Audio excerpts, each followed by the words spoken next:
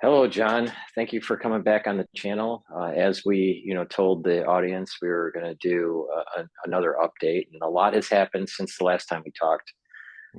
With this whole war between Israel and Hamas, and the carnage that's going on in Palestine and in Gaza specifically. But it's really important for the audience to know that you have some great wares in terms of periodicals that you do. And the links are in the description of this video. I will premiere this video multiple times on YouTube because of the sensitivity of the issue.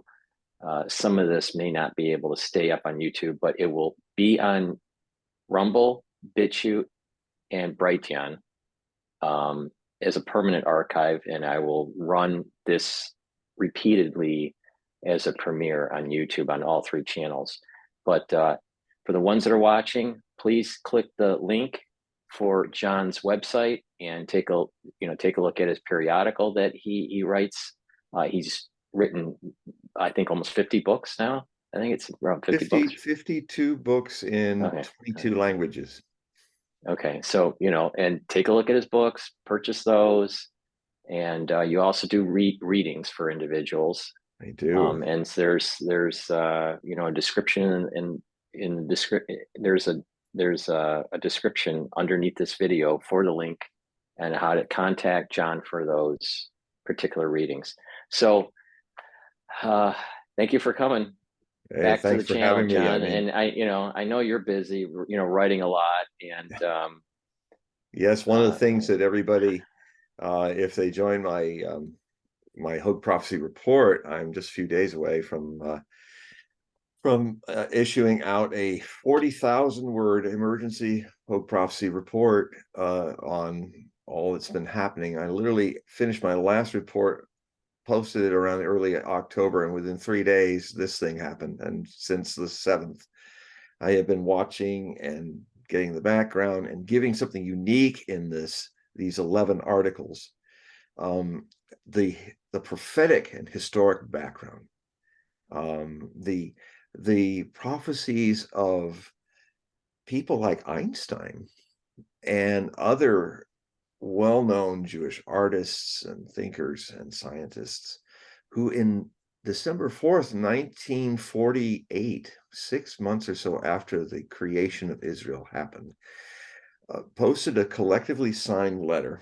And I have the original post from the New York Times as the illustration at the start of it. So to just prove that it really was written, and you'll see the list of all the people.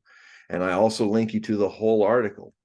But I did not know that Einstein, so many Jewish people who believe in the dream of Zion, of a democratic homeland. But a lot of people, what I've learned is that a lot of Jews and Palestinians since the 20s and before that were living in peace in Palestine. That there was a story about how a bunch of new settlers came in the Negev, where the Palestinians were going to be situated when it was all decided. I mean, the original idea was to find a way to have both cultures coexist with equal rights and equal protections under the law. And actually, people were spontaneously doing that. There were, when, the guys that came in, the Zionists who came in to make sure they had a claim on some land, they got on a hill where they could overlook everything in the Negev, but they had no water table, no water. So the next morning, the Palestinians, who were their neighbors, introduced themselves, and they said, "Would you like some water? Do you want to share our well?" "Oh yeah, sure, yes." And then when the state of Israel won the first war, and it has to be stated that the Grand Mufti of the Palestinians was quite he was a Nazi sympathizer. He actually talked to Hitler, and at one point he was saying, "Oh, you just have to kill them." And people think that he convinced Hitler to cause the Holocaust. No, that's not true. Hitler full intentions to do that before the Mufti said anything about it. But the different Arab forces tried to push out all the Jews because of there was already tensions building. Before I get into that labyrinth, I want to tell you, stay on point here and talk about how in the Negev, the Palestinians who had been there were helping the settlers settle down. As time went by, those same Jewish settlers murdered all the people that offered them water and took their land. And the other thing is, one of my other heroes is General Moshe Dayan. I mean, I grew up watching the Six-Day War, the Yom Kippur War, in 1967 and 1973. I was in high school in 73. I was a kid watching Six-Day War, and I admired Moshe Dayan and a younger, thinner Ariel Sharon. And I mean, it was amazing what they did. But then I started learning and studying more about it, and then I found well, actually, just recently in my research, I think it was Alexander Makuris of the Duran made me aware. No, it was Scott Ritter that made me aware of this, and he's somebody. He should be on your show as well. He's been on everybody's show. He's a former Marine major, expert in military intelligence. He was an artillery officer before that, but he's one of the best military intelligence sources I've had, and I've been citing him since 2002, when he very boldly stood up against the administration Bush and said, "Look, we went through." He was in the UN doing inspections for the UN, and he was the guy in 1990, 91, and throughout the 90s. And his teams for the UN are the guys that destroyed all the weapons that Saddam Hussein had. It's quite a story he tells about that. It wasn't easy, but they calculated they got everything. And so he's coming up again, say, "Look, my team got everything. There's nothing left. You can wave your little vials of anthrax, fake anthrax with sugar in it or something, or not, Mr. Powell, but there's none of them there." And he got famously grilled by Joe Biden, who was senator then of Delaware, who was really creepy with it. I mean, he did the same thing to him that he did to the lady who was accusing the candidate for Supreme Court, that he kind of was sexually assaulting her. And I've read his astrology, and I understand his astrology a lot because he's a 12th house Scorpio, just like me, and also a baby boomer generation, although he was much earlier on. But that 12th house, unless you have to bring awareness into it, otherwise your hidden enemies will always kind of run the story.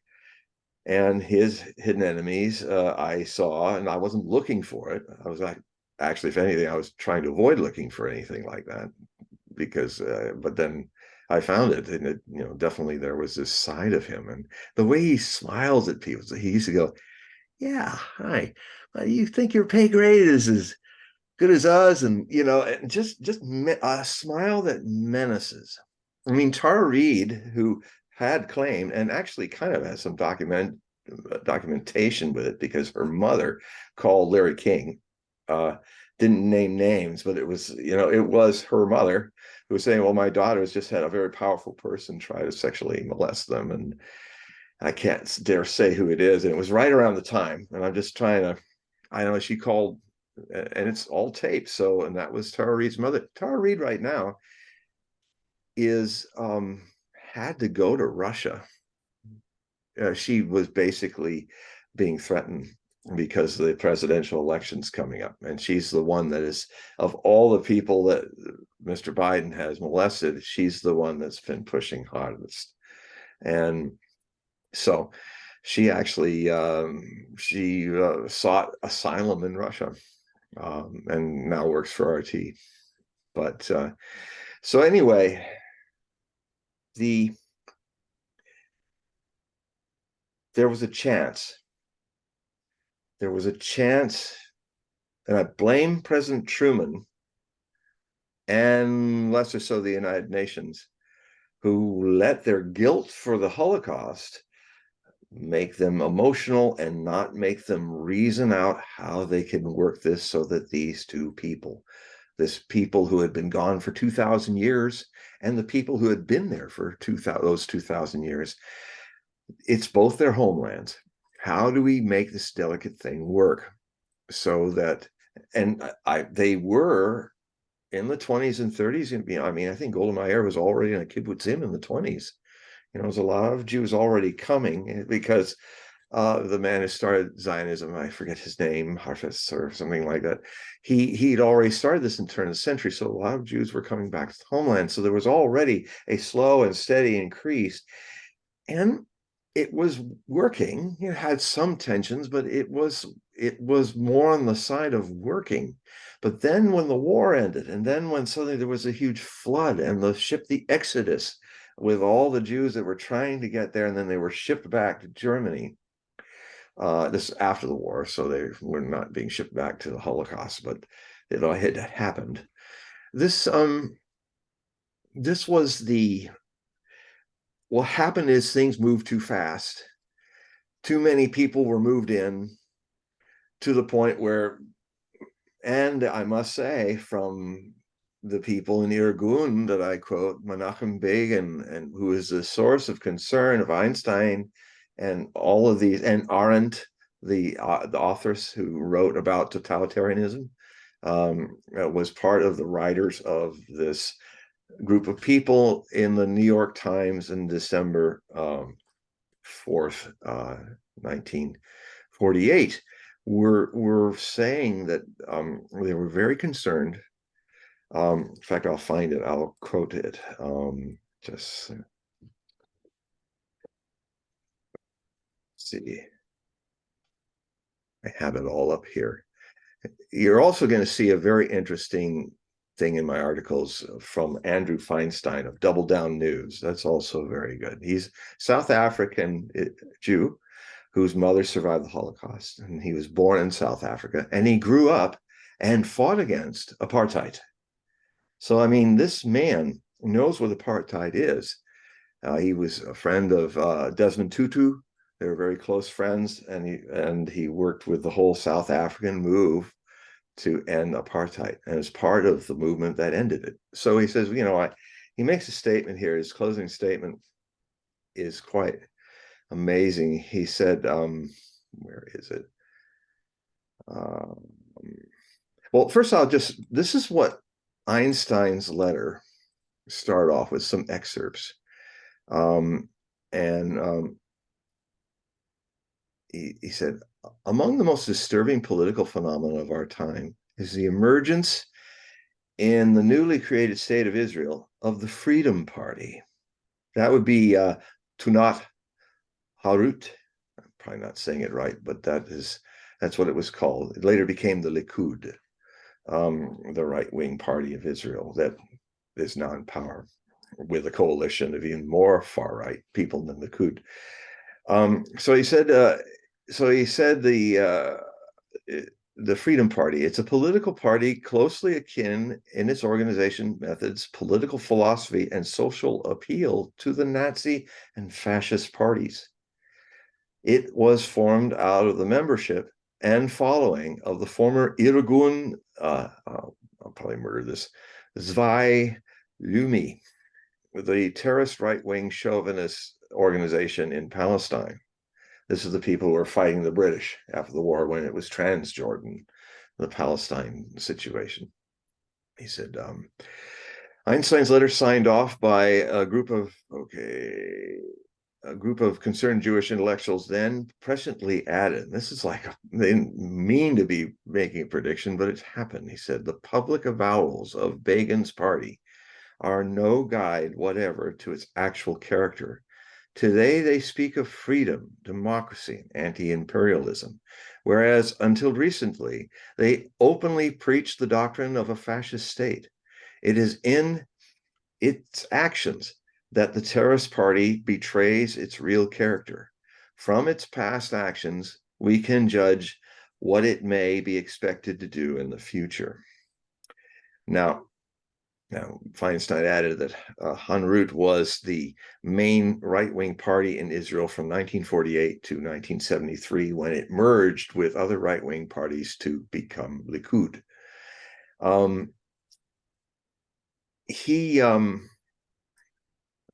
see here, describe.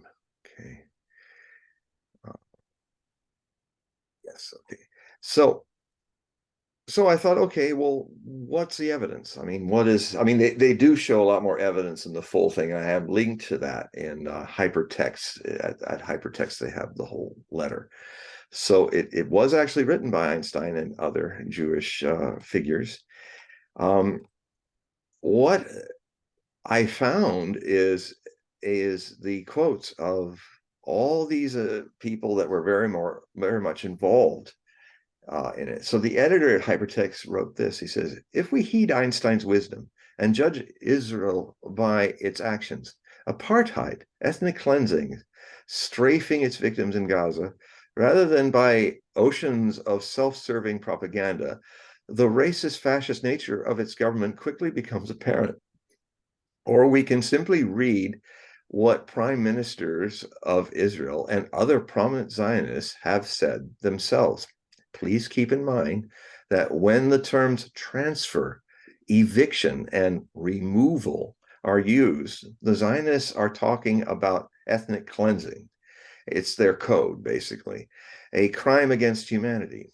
When the right of return is denied to Palestinians, this means the victims of ethnic cleansing are being collectively sentenced to remain stateless, rightless refugees forever.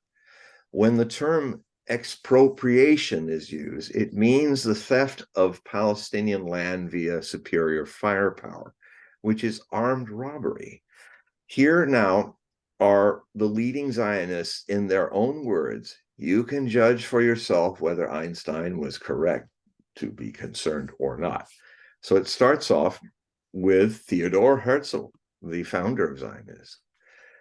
Spirit, meaning ethnically cleansed, the penniless Arab population, but it's the Arabs he's talking about, so those are the inserts, across the border by denying them employment. So that was one of the things he was talking. So he's saying, yeah, let's spirit away the penniless. Here again is Herzl saying the removal, that means code word for ethnic cleansing, of the poor must be carried out, but it's the poor Arabs, must be carried out discreetly. And these words are boldened in this text, and circumspectly. Herzl, who obviously knew he was wrong, said the editor. Well, I don't know if he did or not, but that's the editor's point of view. He put that in after that. Now we go to the committee director, Yosef Weitz, who oversaw Israel's pogroms of Palestinians. He said, it is our right to transfer, ethnically cleanse, the Palestinians. Now we go to Menachem Begin himself, where he says, we, Zionists, will applaud a day and night the Iron Wall. Okay, no, this is his mentor. This is Zev Jabotinsky. Jabotinsky he's kind of the father of the Likud. He's like the George Washington, the right wing point of view of Israeli politics. And he was the mentor to Menachem Begin, who ended up for 6 years being started the first of many right wing governments of Israel, who I also record had started, especially after the end of the Soviet Union, to use demographic war against the original, more socialist, worldly Jewish people that were the the majority of the people that homesteaded Israel in the beginning in 1948. What Menachem Begin started, and Shamir and Netanyahu is the longest serving prime minister from 1996 on. He ran Likud in 93. He became the longest running, well, he's been almost the prime minister, except Olmert is also quoted here. He was one of the few points in between. But what they did in all that time, especially in the 90s, was open up immigration to 900 plus thousand, 900, over 900,000 so former Soviet Jewish citizens. And that the way you got in, they would made sure that they found out your political intentions. Like if you're a communist, no. If you were left, no. But if you believed in the political beliefs of Likud, come on in. And not only will you come on in, we will pay you to have children and have a lot of them. Now, I first became aware of this in the early 90s from Sannyas, a disciple of Osho like me, who a lot of Israeli disciples of Osho I know, and they've been a lot of my sources, and they were saying, in fact, I met a lot of, I think I said the last time I was on 2 weeks ago, that when the Soviet Union was opening up, we had a flood at the turn of the century of all these amazing Jewish Israelis coming, using their stipend from being in the service for their year and a half to go to India. And we had literally the Israeli army there. It was wonderful, great parties, great people. And so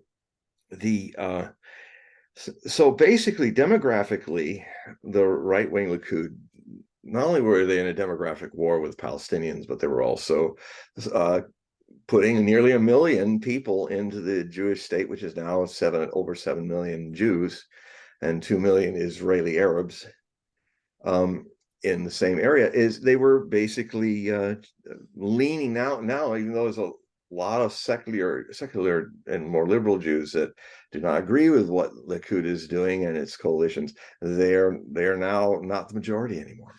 So, and this has continued actually with, now that Russia is kind of freed up, now the main flood of more very extreme gun-toting American Jews are coming in, and they're the Jewish settlers that are populating the West Bank.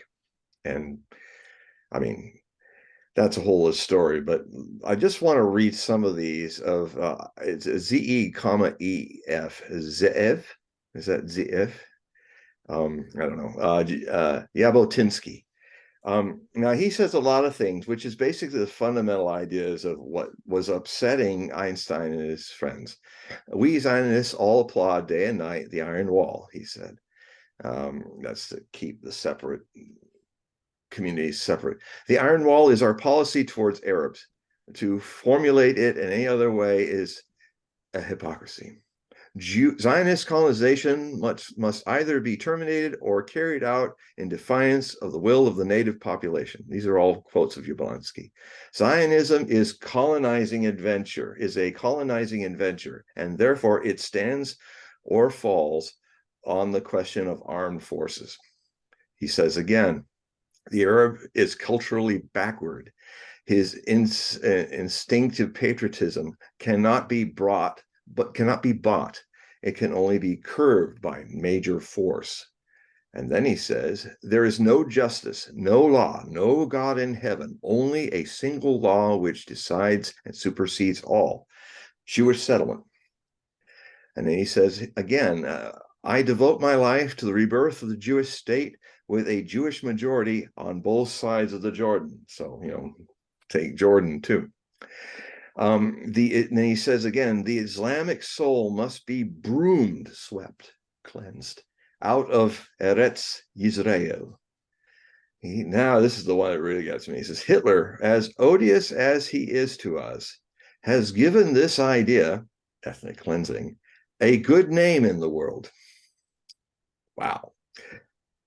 Now, he also says again, make sure. Now we go to Ben Gurion, one of my heroes. And I didn't know he said stuff like this, but Ben Gurion, the first prime minister of Israel in 1948. Zionism is a transfer, there's the code word, of the Jews. That's bringing them in. David Ben Gurion. He says again, the compulsory transfer of the Arabs could give us something we had never had, even in biblical times. Ben Gurion. He also says Jewish power, which grows steadily, will also increase our possibilities to carry out the transfer on a large scale. It's Palestinians out. He says here again, with compulsory transfer, we can have a vast area. I don't see anything immoral in it. Ben-Gurion. And he says, it is impossible to imagine general evacuation without compulsion and brutal compulsion. Ben-Gurion about taking the Palestinians out. There are two issues here, sovereignty and the removal of a certain number of Arabs. We must insist on both. Ben-Gurion. Now he's liberal. He's not Likud. He's like the opposite politically to the Likud people. Before statehood, our main interest was self-defense, but now the issue at hand is conquest, no self-defense. That's Ben-Gurion. So we should prepare to go over to the offensive. Our aim is to smash Lebanon, Transjordan, and Syria. Ben-Gurion.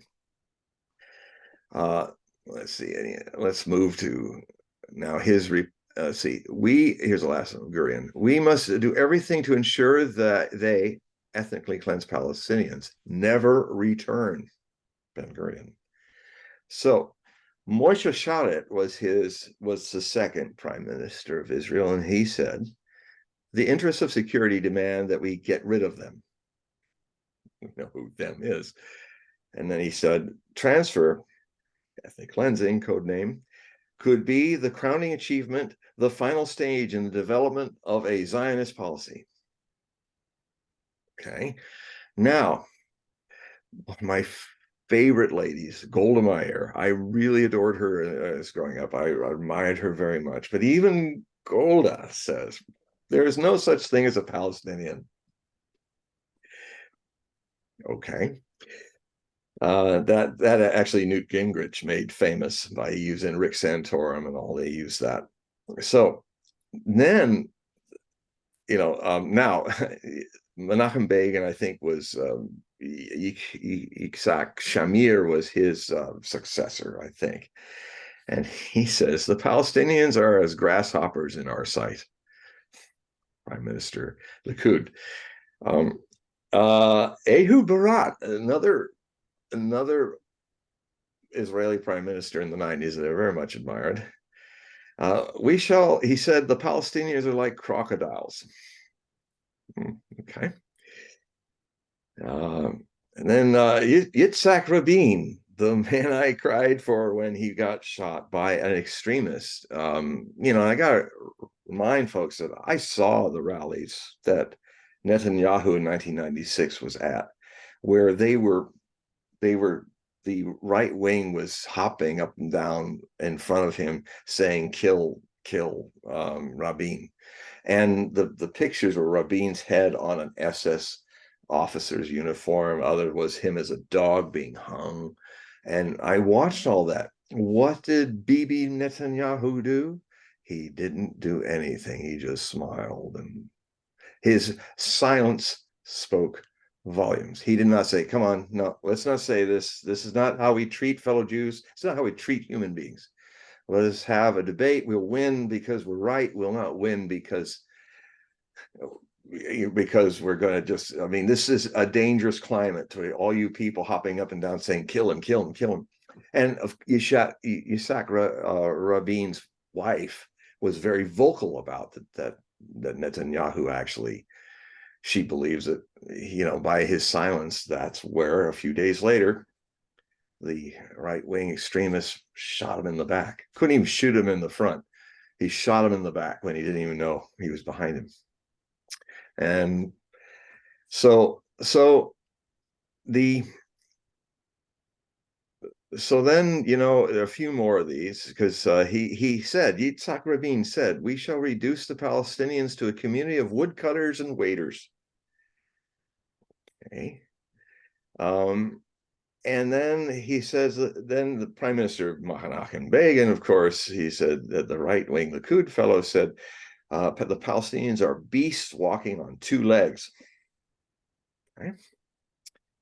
And Ariel Sharon, who I was speaking about earlier, when he was a Likud, head of Likud for a long period of time at the turn of the century, says there is no Zionism, colonization, or Jewish state without the eviction of the Arabs and the expropriation, theft, of their lands. I must say that Sharon, Moshe Dayan, I got off track there and I talk about Moshe Dayan, who was one of my heroes. I came across from Scott Ritter a speech that he made where he kind of played the Aristotelian rhetorical. He took the opposite side. He basically openly said, you know what? We took their land. It was their land. We stole it from them. And let you not forget to always be alert, because they hate us. And if they ever get a chance, they'll try to take us down. So be alert, have your gun ready. You know, he was like, yeah, we did it. We threw them out of their, and it was their land. But now it's ours. So such things. So anyway, so you get an idea that I mean there is a Jewish fascist problem that is being kind of brought to the surface from all that has happened. Now, yes, granted, because I watched it. In fact, I have a rabbi friend, and his daughter was in one of the towns. I think the one that starts with an O, close to the Egyptian border, or Fes, I think. It's one of the towns I was writing about and saw videos of the invasion, of the Hamas breakout. The that all happened, but it was a trap. I don't know if I said it in our last show, but it's definitely clear that, you see, Hamas really knew how to play on the emotions and play on the kind of getting your pants caught with your pants caught down again on Yom Kippur, like in 1973. You know, the ill omen, as you were saying, about the horn that cannot be blown on the Sabbath. And it did happen. The ill omen definitely happened. And what happened to trigger this was 800 Jewish settlers in West Bank, armed, on the 4th of October, came into the Al-Aqsa Mosque, firing sky fire rockets, blasting all through it. As there was another group of rabbis doing a purification with palm fronds in this area, which by law, it's still on the books of Israeli law. They're not supposed, Jews aren't supposed to just crowd into the Temple Mount where the Muslims are, but they're doing it all the time. And it was this, and it was the issue that underneath the mountain, archaeologists, quote unquote, have been building an underground chamber where sometimes the Knesset meets underneath the Al-Aqsa Mosque. And that's also happening. I mean, they use it as, well, we're doing they're doing archaeological stuff underneath the mound, because the mound is made of a lot of stuff that was there before, and a lot of it's the previous, Jerusalem has been razed to the ground, I think, 8 times in its existence. So a lot of that might, just like tell Medigo, Armageddon, there's incredible, there must be at least 10 layers of amazing stuff. I mean, I was looking at the caves going into that. So yeah, well, that was happening. But what also happened is they expanded it, and the Muslims were complaining. He says, well, you're going to undermine the Al-Aqsa Mosque, and it's going to come down, crashing down. And so the idea is, and it doesn't get talked about a lot. I mean, Ariel Sharon, I think it was the second, or the Intifada was started when Ariel Sharon made his announcement that he was running as prime minister on the Temple Mount. And that was read by Palestinians and the right-wing Zionists. We're now working towards building the third temple, which means these things, this golden rock dome, this Al-Aqsa Mosque has got to go and bulldoze down. So So that's what erupted the Palestinians and a lot of people in the Islamic world. So it was felt that this escalation on the 4th of October was really a sign to them, the Hamas people who've been preparing this for a year at least, to make their move. And what the first thing they did openly, this is like biblical street rules. The rules of the biblical street. They completely caught them by surprise. I mean, I saw the Israelis were they weren't even guarding the walls. Now, a lot of people want to start conspiracy theories about that. I really don't know what happened. It may very well be the conspiracy theories are really there to hide the fact that this was showing how the Israeli army is not the Israeli army that I grew up with, that it's gone soft, that it's I mean, I found when the mobilization happened, it took way long time. I mean, in the Yom Kippur War of 73, within a half a day, everybody was suited up and going and defending. But it took days for the Israeli guys to get going. They do their year-and-a-half service, and then sometimes they'll have a little weekend here or there, or a week here or there, too. But the problem is this citizen army is now more like the Iraqi conscripts than it was the Israelis of the 60s. I mean, they had hundreds of thousands of Iraqis, all these pot-bellied old guys, the dirty AK-47s and all, they can almost march. Well, unfortunately, in Israeli, I found out now that logistics completely collapsed. That a lot of the guys and girls that were rolled up with their tanks and their guns to the approaches of Gaza City were running out of food and water. That so the basic logistics of a military were not functioning. Wow, so in a way, one of the reasons that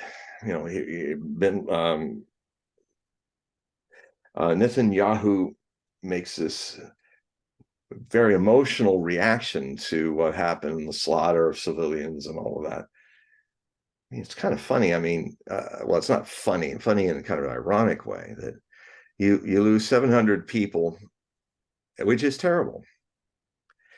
But assuaging that by killing 700,000 Palestinians, is that going to make it better? And is that a strategic political goal that's going to keep Israel surviving if it turns 1.3 billion Muslims on a jihad against, not only that you're murdering these people in cold blood, turning off their water, calling them animals. Collective punishment, by the way, is a crime against humanity. And here we have Yoav Gallant, the defense minister, openly saying these people are animals. I mean, he was quoting like a lot of these great Israeli leaders of the past. He was spouting off the same stuff, and basically says, "So we're turning off your food, your water, your fuel." They ran out of fuel at the only water desalination plant that was still functioning. They've denied the Palestinians in the Gaza concentration camp, is what I call it. It's not a prison because these people didn't do anything. They're there because they are a certain race, crocodiles, butlers. They're the P word becomes the N word with Zionists, and so now I want to state again that a Zionist is not a Jew.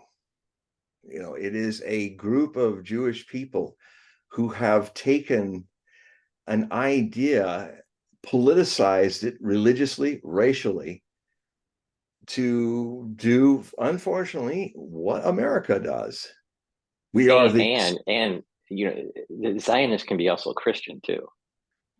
In fact, the most extreme Zionists are the evangelical Christians. But their game is that, yes, we're for the Jews, we're for them, and we're trying to help these prophecies happen. We're going to build that third temple alongside you. And if you actually read everything they talk about, and you'll all be destroyed, sacrificed when the real, not Emmanuel, but our Emmanuel comes back. So, I mean, these guys are going, we love you. And they've got like a sword of Damocles poking every Jew's back, because their idea is that the Jewish Israel is supposed to be kind of destroyed, and Jesus comes, and and if they're not converted to be Christians, well, lake of fire for you guys, and so these people are they're beyond nuts, but they have a very strong effect. And Hogue and all these big church ministers are, I mean, I wonder how Netanyahu, what he does when it's nice to meet you, and then gets home and says, boy, what a crazy schmuck I have to deal with, and the whole thing is, if they get what they want, in another way, you got the Arabs on the one side and these nuts on the others from America who bankrolls this whole thing. So it's quite a, I'm glad I wasn't born a Jewish politician of all this, because it is beyond strange. And so can I just interject? go ahead. Just because I am Jewish, and I know. and I'm torn with it. Yeah. I was raised in a conservative household. It wasn't Orthodox, but it was conservative, and that was back in the '70s. So conservatism back then is much different than now. Yeah. So it would probably be just one step below maybe modern Orthodoxy if you wanted to do a comparison. Mm-hmm. And we always had when we went to Hebrew school, our teachers, they were all from the IDF. They were tank drivers and paratroopers and whatever. And there was always this sense of duty to country that I saw. And hearing the stories of this is during my grandmother's generation, right, and what they had to go through during the war. And some of my uncles that actually served in World War II in the European theater and also in the Asian theater. So I have, kind of like this sense of duty to country. But we were raised, with the thought that there will be a messianic time. It's probably, back in the '70s, there would have been 250 years, away. Now it's around 216 years or so. But the idea is that it was going to be at the 6,000th year on the Jewish calendar. Yeah. And then, but there were two other provisions that could happen. So it can default to 6,000, but two other things could possibly happen. And that is that if peace is on this earth, then the Messianic era can be ushered in. But the opposite can be true. If there's a lot of destruction, a lot of hate, that the Messianic era will also come in, but it'll either come in through peace and it's a nice soft, roll out, third temple in your heart, rather than or built. it can be negative, or it can be, very painful and destructive. Yeah. You build the temple, tear down the mosque and all that, and have a war with Islam. Well, yeah. Get pulled in with a war with Iran and Hezbollah and the utter destruction of Israel. Yeah. It's difficult. I mean, it's a difficult series of minds to go through, right? Yes. It's a minefield, actually. Right. Every thought you step on can blow something up. No. I mean, it's one of probably the most complex situations to try to navigate through in human history. Yeah. Now, what is interesting with the Ribbies coming from, the Ukraine area, back, it starts in the 1600s, but the 1700s it really blossomed, but they all had this. Each of these Ribbies had an opportunity to go to Israel, and some of them actually started the trek to Israel, and then they stopped and then went back, or they immigrated to the United States, and they never I don't think you could actually say that they were true Zionists. in the purest sense. So I think that within the religious community, there is a division, and that is, wait, the Messianic era is going to come through default, and there's others that are, that are coming from the perspective that, that it needs to be forced upon. The problem comes in, we do have that, like you said, the dome, the Dome of the Rock, right? On the Temple Mount, what do you do? That's the big conundrum. I have an So, answer. I have an answer. Just what is stopping anyone from just building another mound and move those with the surface well, rock? there's, Give them the surface it's rock, interesting you bring this build up. it It's somewhere interesting else. you bring this up. Like some archaeologists, they're well known, have uh, think that it's actually it's to the left of the Western Wall, and that the Western Wall wasn't actually part of the temple. Some of these archaeologists believe that the Western Wall was actually part of a citadel after the fall of the temple. So Looks there's a like it big from the debate on what. construction. Right. So I don't know. I mean, I'm not an archaeologist, and but the tradition is that it's up by the Dome of the Rock, maybe not necessarily at the exact location. Other, professional archaeologists are saying that it's actually in a little community to the left of the Western Wall. So I don't know. I don't, Well, and maybe there needs to because be an they're so. investigation. But what's stopping people? And I would even say, if I were Jewish there, I said, look, I'll help you build it. We'll even put it on a higher hill so you can look down on Jerusalem. It's so pretty, the dome. We'll remove it, and then we'll build our temple, and then we will make sure it all is carefully moved so you have Alaska and the Golden Dome on another mound. It just seems like a simple issue. Just and make sure it is the dome. And if you want the rocks down 10 feet, you can, because rocks, we have lots of rocks in the Holy Land. We can, it's all holy, so we can put some new rocks here and build our temple. That's the way I would do something. I think the traditionalists will say that rock was where Isaac was bound, and that was where Well, the then sacrifice the was going to Arabs be. can And concede that. That would be a good concession for the Arabs, because what only happened there is, according to their legends, Muhammad used that place as a launching pad to go to heaven. Okay. well, that might be true, and Well, it might be in the true, sense that but that might be true in the future, but because wouldn't that whole. I know, Yeah, but go ahead. wouldn't it? I mean, this is where people who are there before you kind of have a say in that. I mean, the third most holy place of Islam is, anyway, if people work together, and because what's the consequence? World War III and Armageddon? Now, maybe some people think that, I mean, the Christians definitely think New Jerusalem will happen. The world will be destroyed and replaced by a world without oceans, Revelations 21:1. But and there's even in Isaiah and other things, it shows that kind of period where Emmanuel's on the world.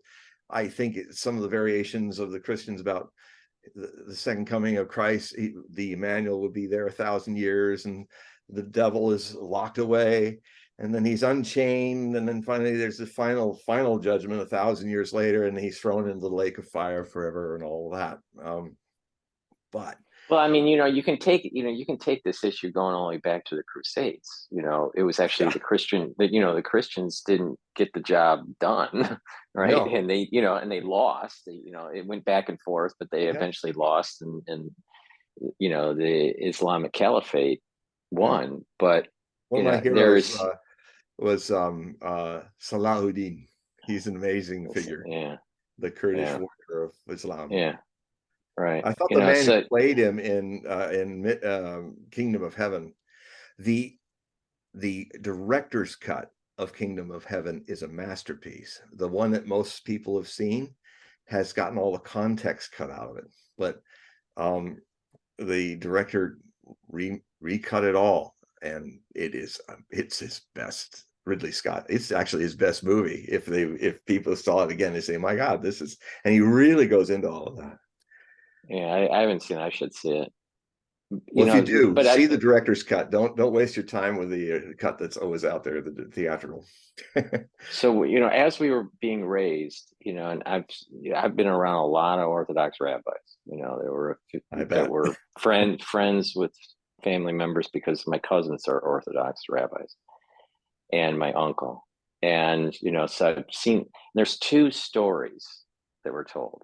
One story, and literally this was from a blind rabbi that told me this story. Orthodox rabbi, and he told me that the temple is not going to be rebuilt. It's going to actually come down from heaven, that in full form, and actually settle. And then Let's then the move the other launching stories are, pad. yeah, and then the other story is that it's actually a stage process where it's actually rebuilt. Mhm. But the thought process is that once it's rebuilt and the sacrifices are rebooted, with or without the Ark of the Covenant, then the blessings from above come onto earth for all people. Well, So, and then that means also it can be rebuilt anywhere around Jerusalem then, because it's really about whether you can breed red heifers again, whether you can have Kohanim who haven't touched the earth. I know there's groups of right. people who are doing that in Jerusalem, but I mean, this is really because this is the catalyst for the holiness of the temple. It has to be consecrated. So the temple before consecration is not holy. That holy ground that got abused by the Romans, that wasn't holy when they built it. Of course, they tried to make sure the Kohanim were not touching earth or all of these things, and the red heifers were there for sacrifice. I know there are people trying to genetically create the red heifers again. And that's what's supposed to trigger the divine thing according to it. Well, then it can be, why don't we move it to a prettier spot? Well, I mean, I don't know. I don't know. The all of the significance of that rock. Yeah. And is it that rock? It may not be that rock. We don't I mean, know. I We would be really don't know. negotiating to It the could be the Muslims. rock, or the rock could be really, Yeah, really small. it It could may have not be been. that rock. I mean, there's a lot But of mounds. I mean, Jerusalem's yeah. one mound after another built here and there, over the beginning. I mean, when you see the different amazing models that people have done of Jerusalem from the beginning, and it's quite But I remarkable. wonder if we're living in a polarized time, John. Yes, And very that's much. right. Yes, And we are. some people, Are we? yeah, well, right, and some people will have some people will have a more orthodox point of view about the temple, and others will have a more liberal point of view of the temple. Hmm. I wonder though, if the Ark of the Covenant is found intact, if it would change the minds of certain people. Because what I'm seeing is that the world is polarized in that there are these camps, you know, and if you're in that camp, you're going to think the other camp is negative, right? So I'm just going to say it's polarized. I'm not going to say Mhm. positive and negative because I don't want to It's be bipolar. biased with it. I It's would say it's it's bipolar. bipolar. All right, it's bipolar. So, but the thing is that it is polarized, and it's charged, right? But I wonder if the Ark of the Covenant was found, would people like go, wow, and they get this awe feeling, and then that there's actually peace on the earth instead of you know strife and destruction. I don't know. Maybe more strife and destruction I would happens think when the Ark is more. found. I would think more. I mean, I gotta say, Alexander Mercouris, I quoted in these passages. There's a couple long quotes between the two guys who do the Duran. I had to quote because these guys I've watched for years. These two Greeks are very rational Greeks. Cynics in true sense of the word, like Diogenes. You know, just open but we doubt first, but they mean hover between, they understood doubt as hovering between two possibilities, which, we say is negative or positive. No, that's what doubt really means. If you go back to its Indo-European roots, douage. And so there's that quality in them, which I really love, because they're easy rationalists, not like hardcore, not dogmatic rationalists, and they also are very, very, very careful. I mean, I'm polemical, that's just the way I am, but they are not polemical like I am. That when I start hearing them say the things they've been saying the last week, it's like if Alexander Christoforou and Alexander Mercouris, if these two are saying these things that I write about, well, it looks like we're heading for war. Oh, it looks like World War III is around the corner. They're not the people who will jump to that conclusion. They're the last people to jump to that conclusion. So I quoted them because of that, because I'm saying, wow. And I have links, you can go and watch them saying it. It just shows how dangerous this is. Now, I think in the climate of bipolarism, I think what's, if we look at Ecclesiastes, it's like there's a time for love, there's a time for hate, time for war, time for peace, time for birthing, time for killing, there's a time for everything. And this time is kind of it's another way to put it, and I've probably used this metaphor before, so forgive me if I'm using it again, is that I look at this darkness that's descending on the world is like coal, and coal, when it pressures itself, pressures, and a vast majority of it's pressuring all the stuff that's in the center, which is also pressuring. So it's pressuring, everything's a big pressure, and that's what creates diamonds. So, which is something you never think a coal would create, some crystallized, beautiful thing.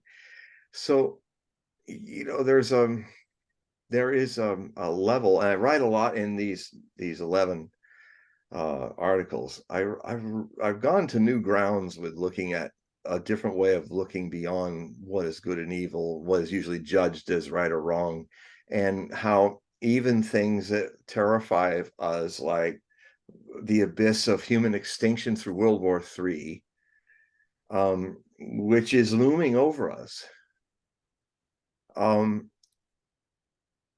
It is everything that life gives us or throws it our way is a moment for alchemical transformation, because devil and divine come from the same root in Indo-European dev.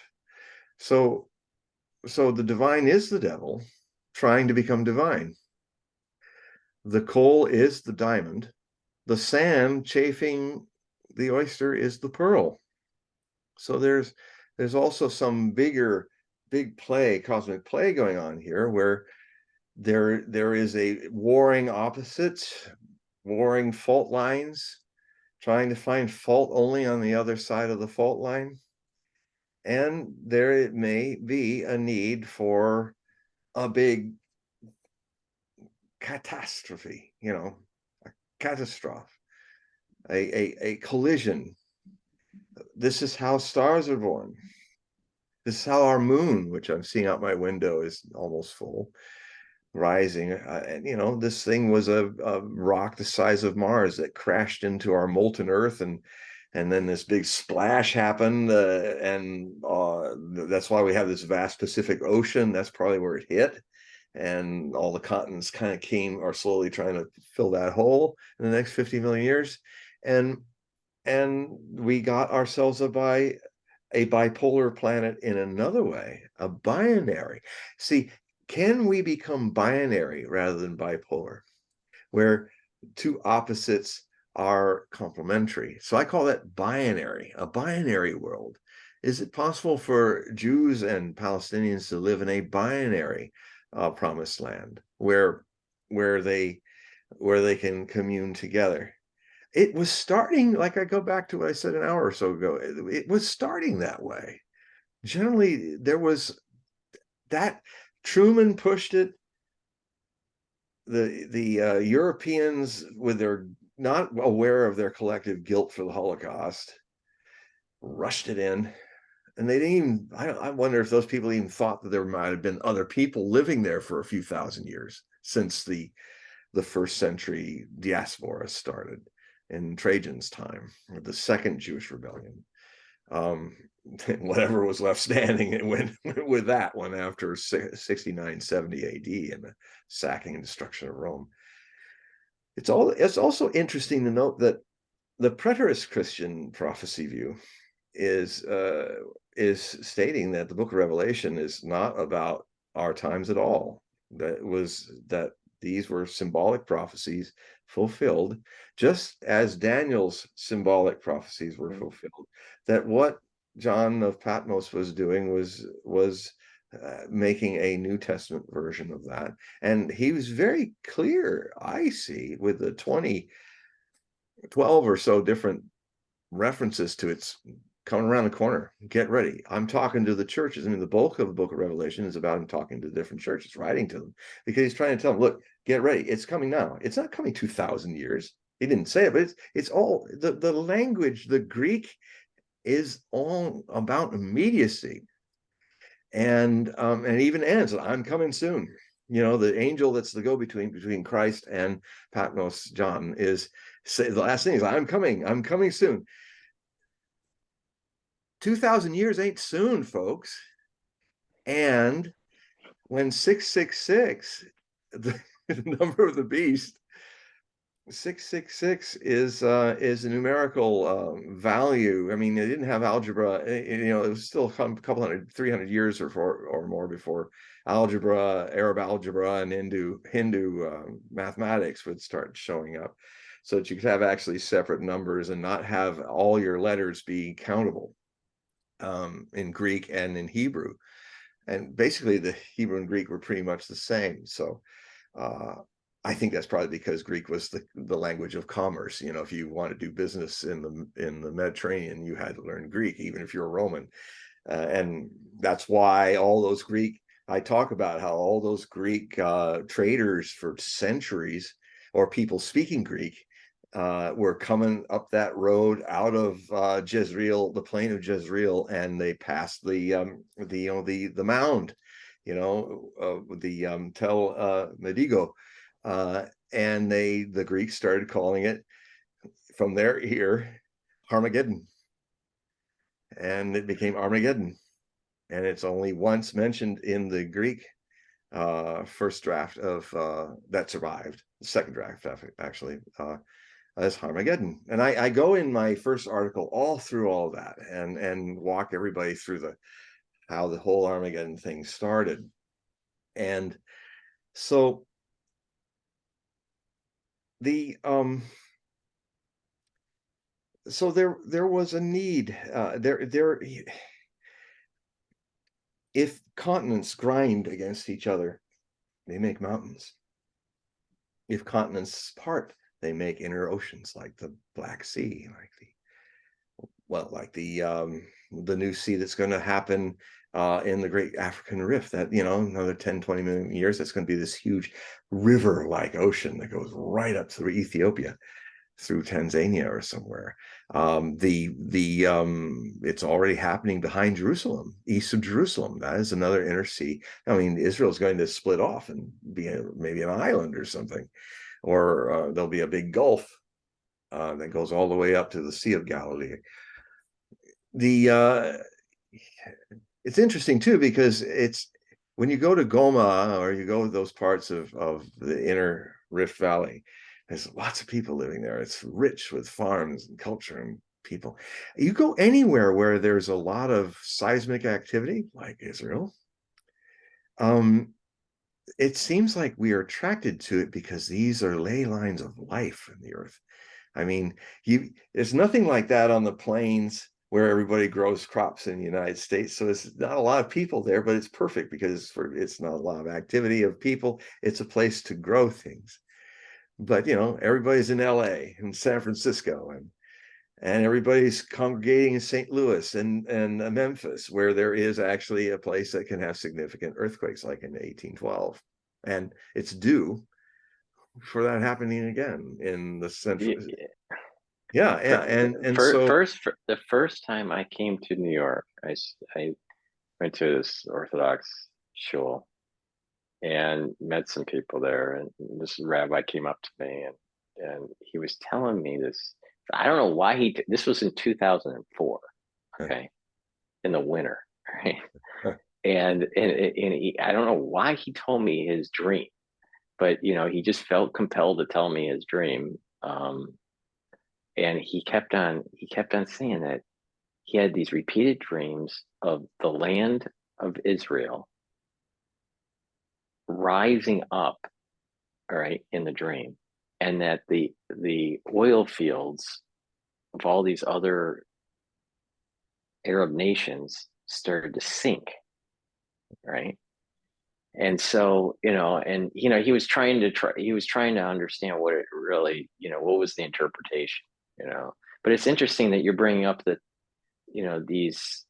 these tectonic plates and seismic activity and stuff. I'm wondering if he was picking up on something, or maybe we just, one could interpret the dream as we're pumping so much oil out that the actual the it surface is. actually Well, it's goes happening. down. I mean, it Uh, is actually. That's why I'm um, all for. I'm promoting this idea that, which is finally some experimental stuff is going on. It used to only be in Norway they were working on this. The idea of sequestering, of pressurizing um, CO2 into a liquid form and pumping it back into the same empty mm, places that we pull mm, all the oil out. Not only does it sequester carbon, because that's the problem. I mean, I'll take my innocent way of solving the CO2 problem. It's not about fossil fuels. Fossil fuels is being blamed, but that's not the problem. The problem is a deeper layer. It's expelling if this was a weigher, just the amount that this huge weighing of carbon being released and absorbed by the planet. I mean, it's huge compared to what I have a lot of deniers of climate change. It's like, how can you say we're doing anything? Well, it's the way you're looking at it. You're looking at it as a quantity issue. It's a quality issue. It's a balancing act. Our little extra gram, if you have two perfectly balanced weights and in a scale, if I add a gram, the mm. littlest gram, whoop, it goes down. So we're that gram.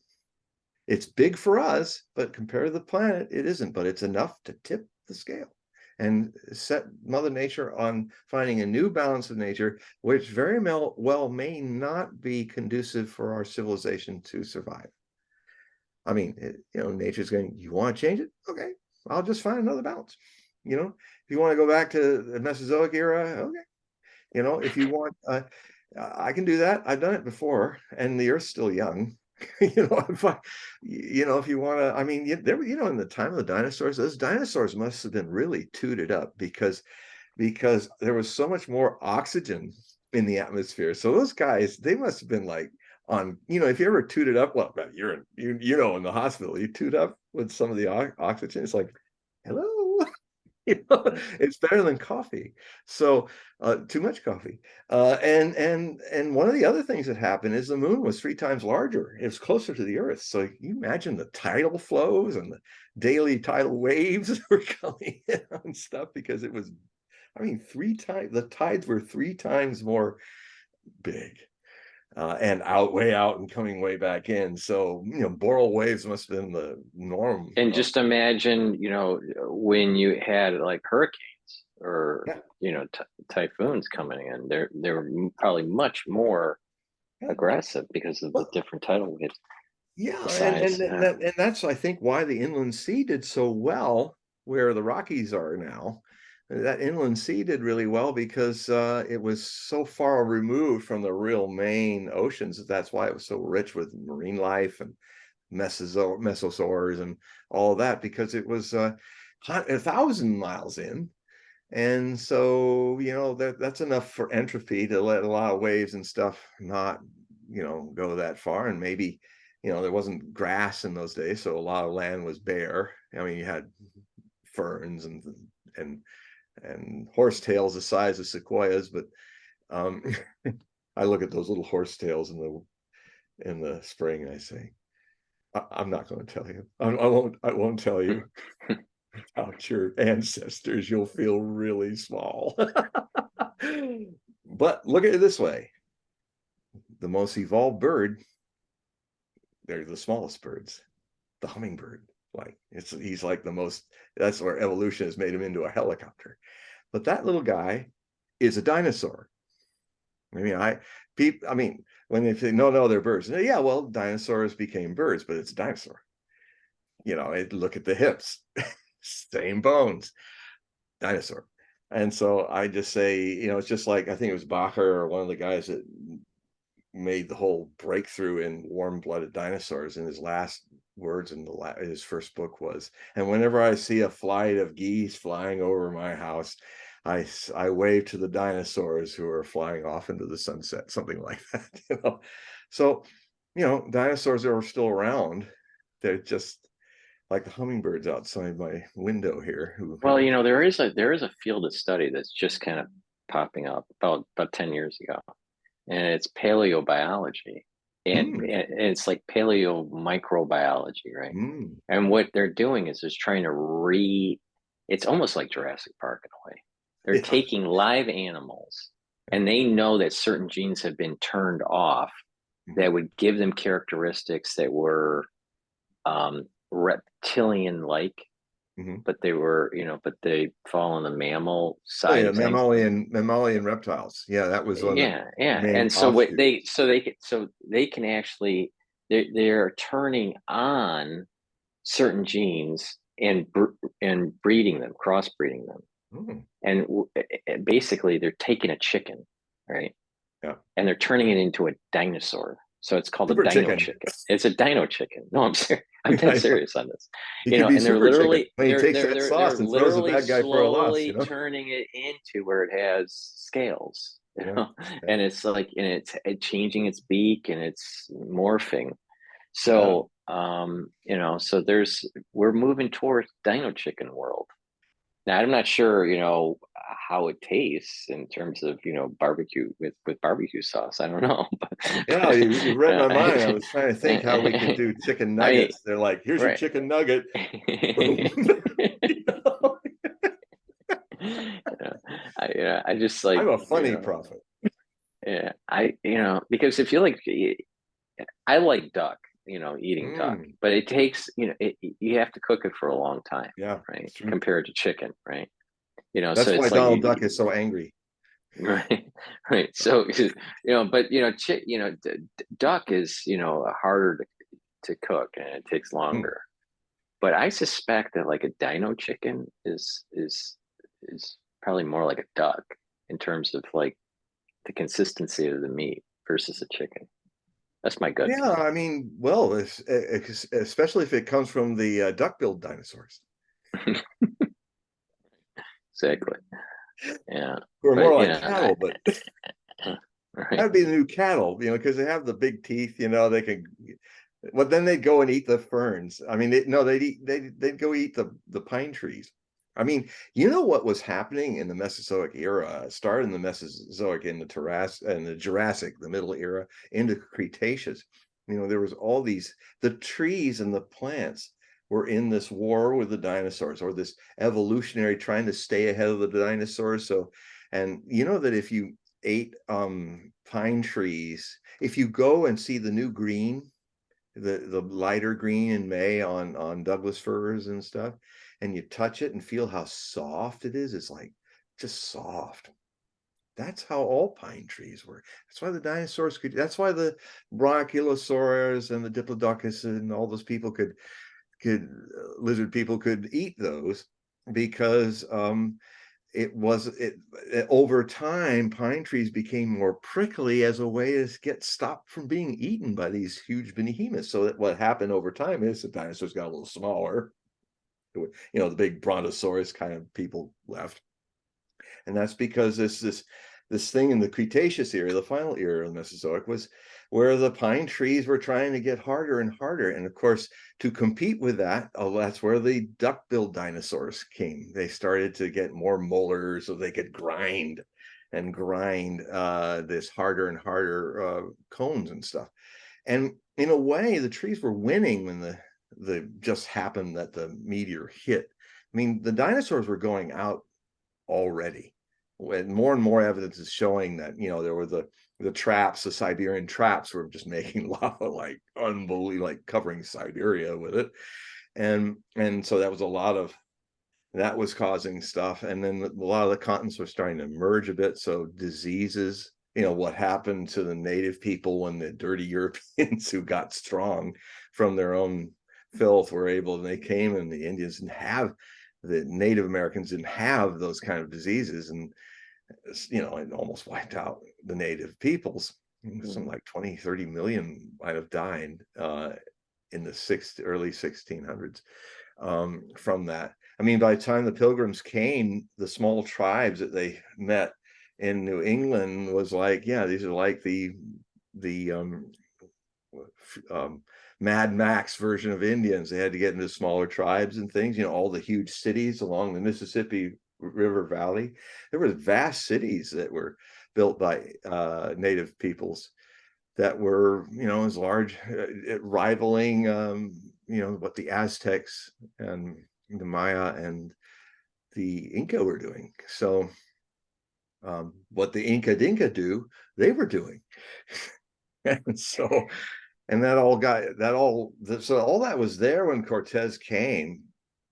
And prophetically speaking, that brings back the famous story of the Great Spirit created the Hopi, means peace. And he, first thing he did is created two brothers. The older brother was the Hana, the white brother. The red brother was his younger brother, and he was a master of things of the yin, of the feminine, of growing, of being in tune with nature and harmony of the earth.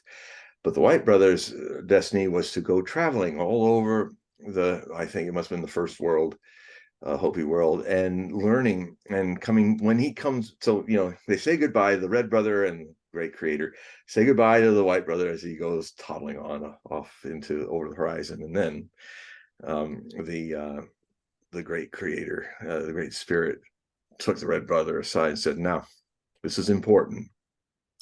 When your brother finally comes back, see, I just gave you guys a tablet, and I split it in half with my divine hands and handed you one and handed one to your brother.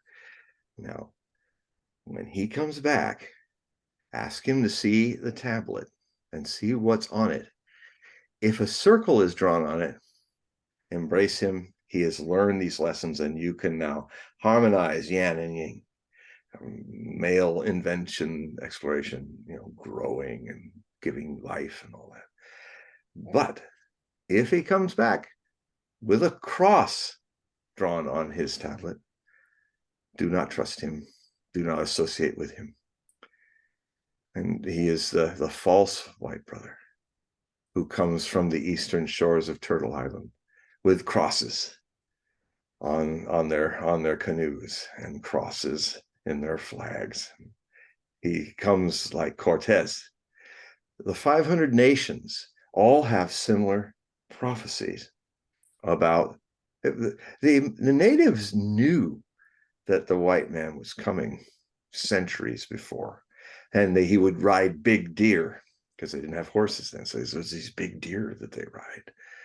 That they'll have these flame sticks that thunder, and if they point it at anything, it drops dead. And they'll have these crosses, symbols.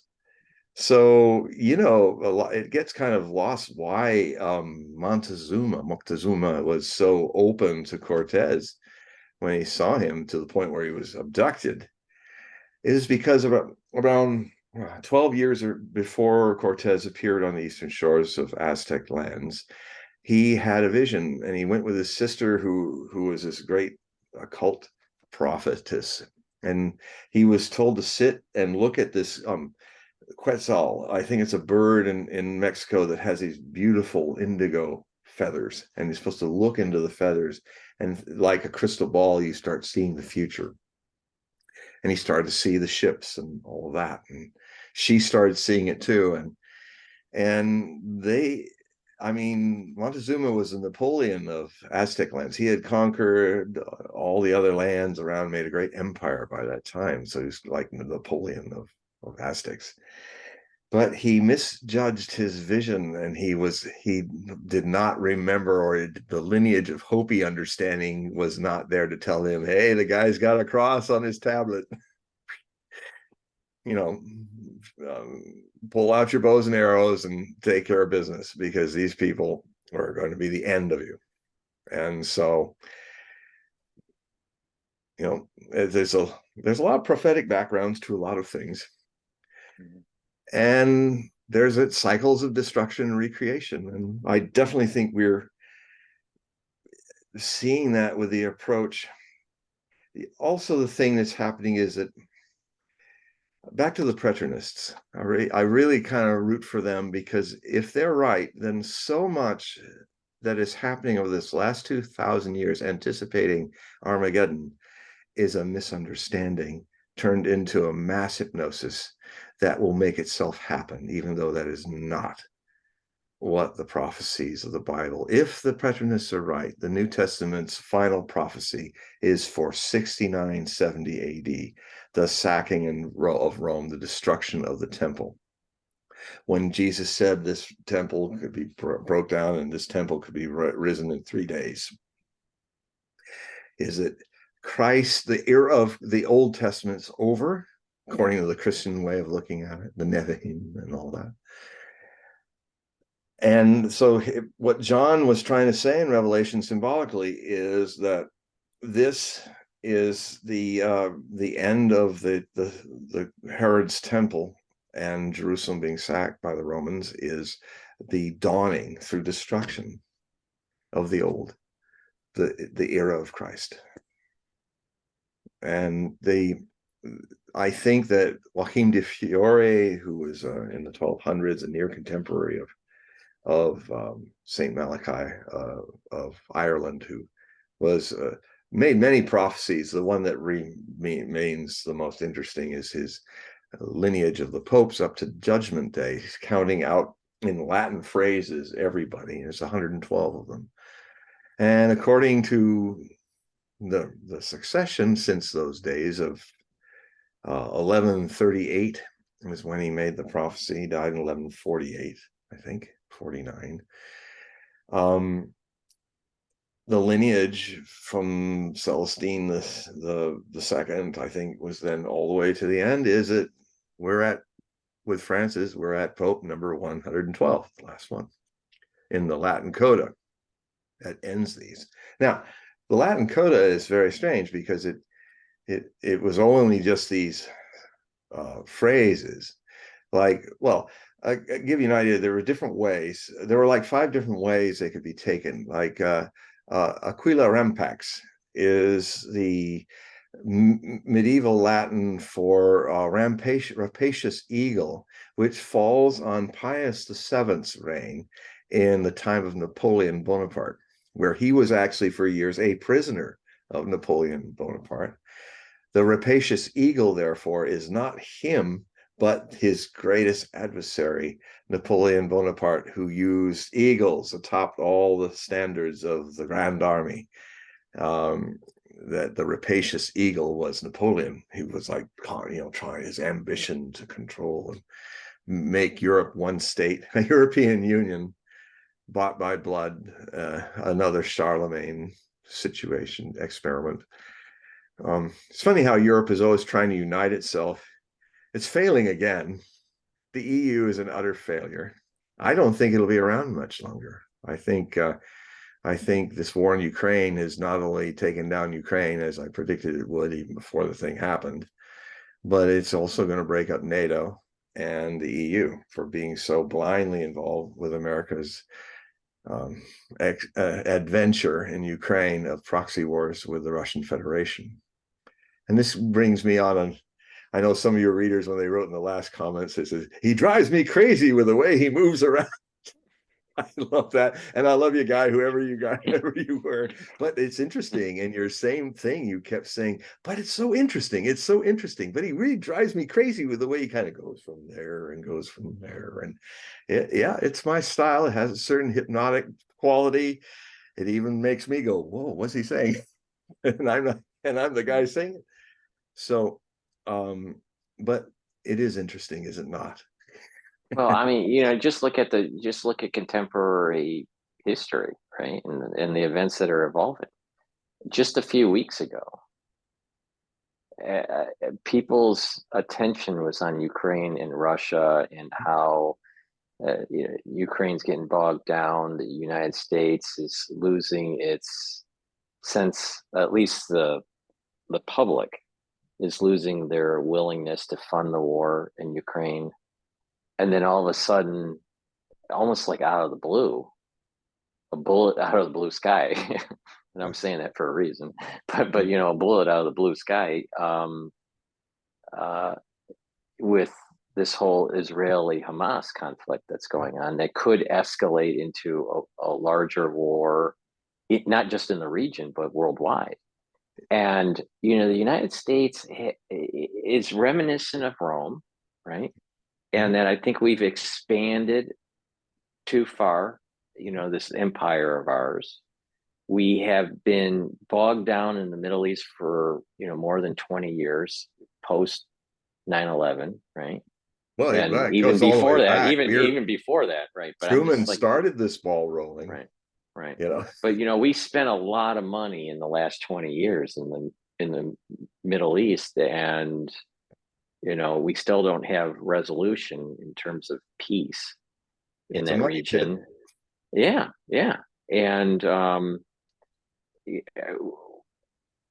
armaments are depleted.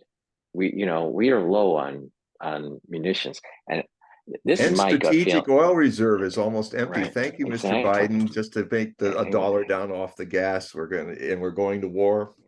Exactly. And so what I'm thinking is going to happen here is that the United States is going to start getting involved with an air defense in that area. Okay. Jordan's already asked for batteries of the Patriot missiles. I don't even think we have enough to even give Jordan. So, and the United States has an inflationary problem. It can't just print money and just rearm, to the levels that we need to. And I just So, quickly interject, it's because Saudi Arabia pulled the oil away from the dollar right, as a reaction to freezing Russian assets of the Russian central bank, which shocked the whole financial world and began the end of the US dollar as the exactly. as this weapon to control everybody. Now there's an alternative being developed, the BRICS, and that's the beginning of the end of it. Right. That's So, Rome not so having coins that are worth anything. Go ahead, but go ahead. exactly. So what I'm seeing is a series of events that are happening, and they're all on the ledger showing weakness of the United States, the fall of the Roman Empire, right? It's cracking from within, and then there's a lot of internal social stress that's happening. So, there's going to be. I sense that there will be this air defense in the region in the Middle East that the United States will help to provide, but it'll be short lived because we're going to run out of munitions. And then it's going to be spun in a way where, well, we'll talk peace. We'll delegate. We'll try to talk the peace into this. And that may, go into the first quarter of next year. Well, But the question is if China is going to get involved in Taiwan. Well, China, people, I mean, in a way, it's interesting how you phrase that because it's kind of the Western way of looking at it. And the Chinese are saying, well, we don't have to get involved with Taiwan. Taiwan is ours. Taiwan is full of Chinese. Taiwan and the United States in 1979 made the point that Nixon started in his trip to China to resolve the issue publicly. It's still on the State Department's webpage, where the agreement that everyone agrees that Taiwan is part of China. They are Chinese. It's just like Hawaii is part of the United States. It is. And so that's been the way it's been since '79. And but then this schizophrenia of the blinking Blinken Secretary of State, and Nuland, the Deputy Secretary of State. These are the people who are really thinking for our poor zombie president. Is they're he's really going fast. And here's another thing that's happening. And I write about this at the end of my emergency report. The last talk is about, the best thing that could have ever happened to neoconservatism was Joe Biden, a person who is cognitively declined to a point where he needs to have them think for him and write for him and make the prompters. And so, you've got Anthony Blinken, Jewish, Victoria Nuland, Jewish, Ukrainian Jewish. You have all these neocons, Kagan, all the leaders, a lot of the top leaders of the neoconservative movement are, a lot of them, like in the Bush administration, which is the who's who of neoconservatism, half of them had Israeli passports. So whose foreign policy really is it anymore since Bush? Is it Israeli foreign policy or American foreign policy? I would say it's a hybrid. That is why we're so in the Middle East. And here's the other important issue that's developing now. The neocons understand that Biden's on his final legs. He is not going to be running for president. I don't think he'll physically be able to make it by next year. I mean, it's over a year from now. Well, the campaign begins in a few months, and it may only be a few months. When February comes around in Iowa, there's going to be some kind of reckoning for this, because that poor guy can't campaign, and he's tanking in his popularity, even amongst Democrats now. So this is, so I'm tuning into the neocons, and I'm thinking, Nuland and Kagan and all those people, they're thinking whoever replaces Biden is never going to be so malleable as this man without a brain. He's our man. He's our guy in that Star Trek episode where Captain Kirk's teacher ended up thinking the best thing he could do for these warring people on a planet is turn them into Nazi Germany, because that will bring order, and then slowly they could work it out. And of course, he ends up being drugged. The actor even looks like Joe Biden. And so I did a picture once where I had the actor all doped out, looking like an old aged Hitler, and Joe Biden falling asleep in some meeting, and they're tilted the same way. And it's like they look, he could have played Joe Biden. And so you've got literally a figurehead, empty head, right on the figurehead, and they're the power behind the doddering king of Rohan. They're playing Saruman. It's putting a spell on this old guy. Is that what you say, Gandalf Stormcrow? and the and so they don't have a lot of time. So here's what I see happening. There's always been like since '92, and the neoconservatives realized that peace was a big trouble for them, that they needed to create this whole thing where you have to destroy nations, especially around oil, to change them and keep hegemonic American power, because the Cold War's over and the military industrial complex is tanking, and we need a new Cold War, and we need a new something. And they thought, okay, we're going to go after the rogue states that want to get off the dollar, the rogue oil states like Saddam Hussein, and we're going to do the adjuncts like Syria. And because Hezbollah, because is this Jewish or is this American policy? Oh, who cares? Because Hezbollah is beating Israel, like in 2006 and all that, we got to take out Lebanon. So Lebanon, when they say Lebanon, they mean Hezbollah. And when they do Syria, that they keep it weak, they got to take them out. So, and Iran, is the big apple in this whole situation. So the neoconservatives are, I think, are moving this is not a deterrent that's happening.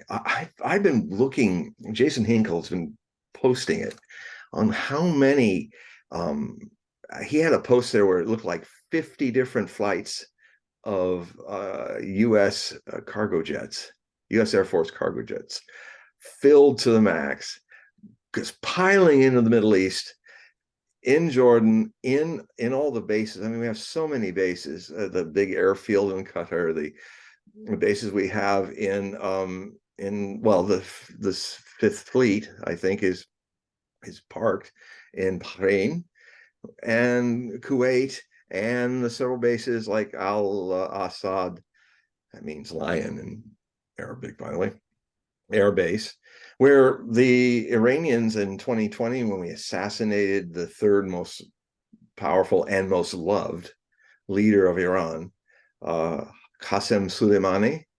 Soleimani was the Iranian Eisenhower, and al-Mahdi, the Iraqi general that worked with him, was Patton in the forces that really defeated ISIS at Mosul and Raqqa and other places, not the Americans and not the PPP Kurds. They came in when the bull was already ready to fall down, the Black ISIS bull. These people did the heavy lifting and dying.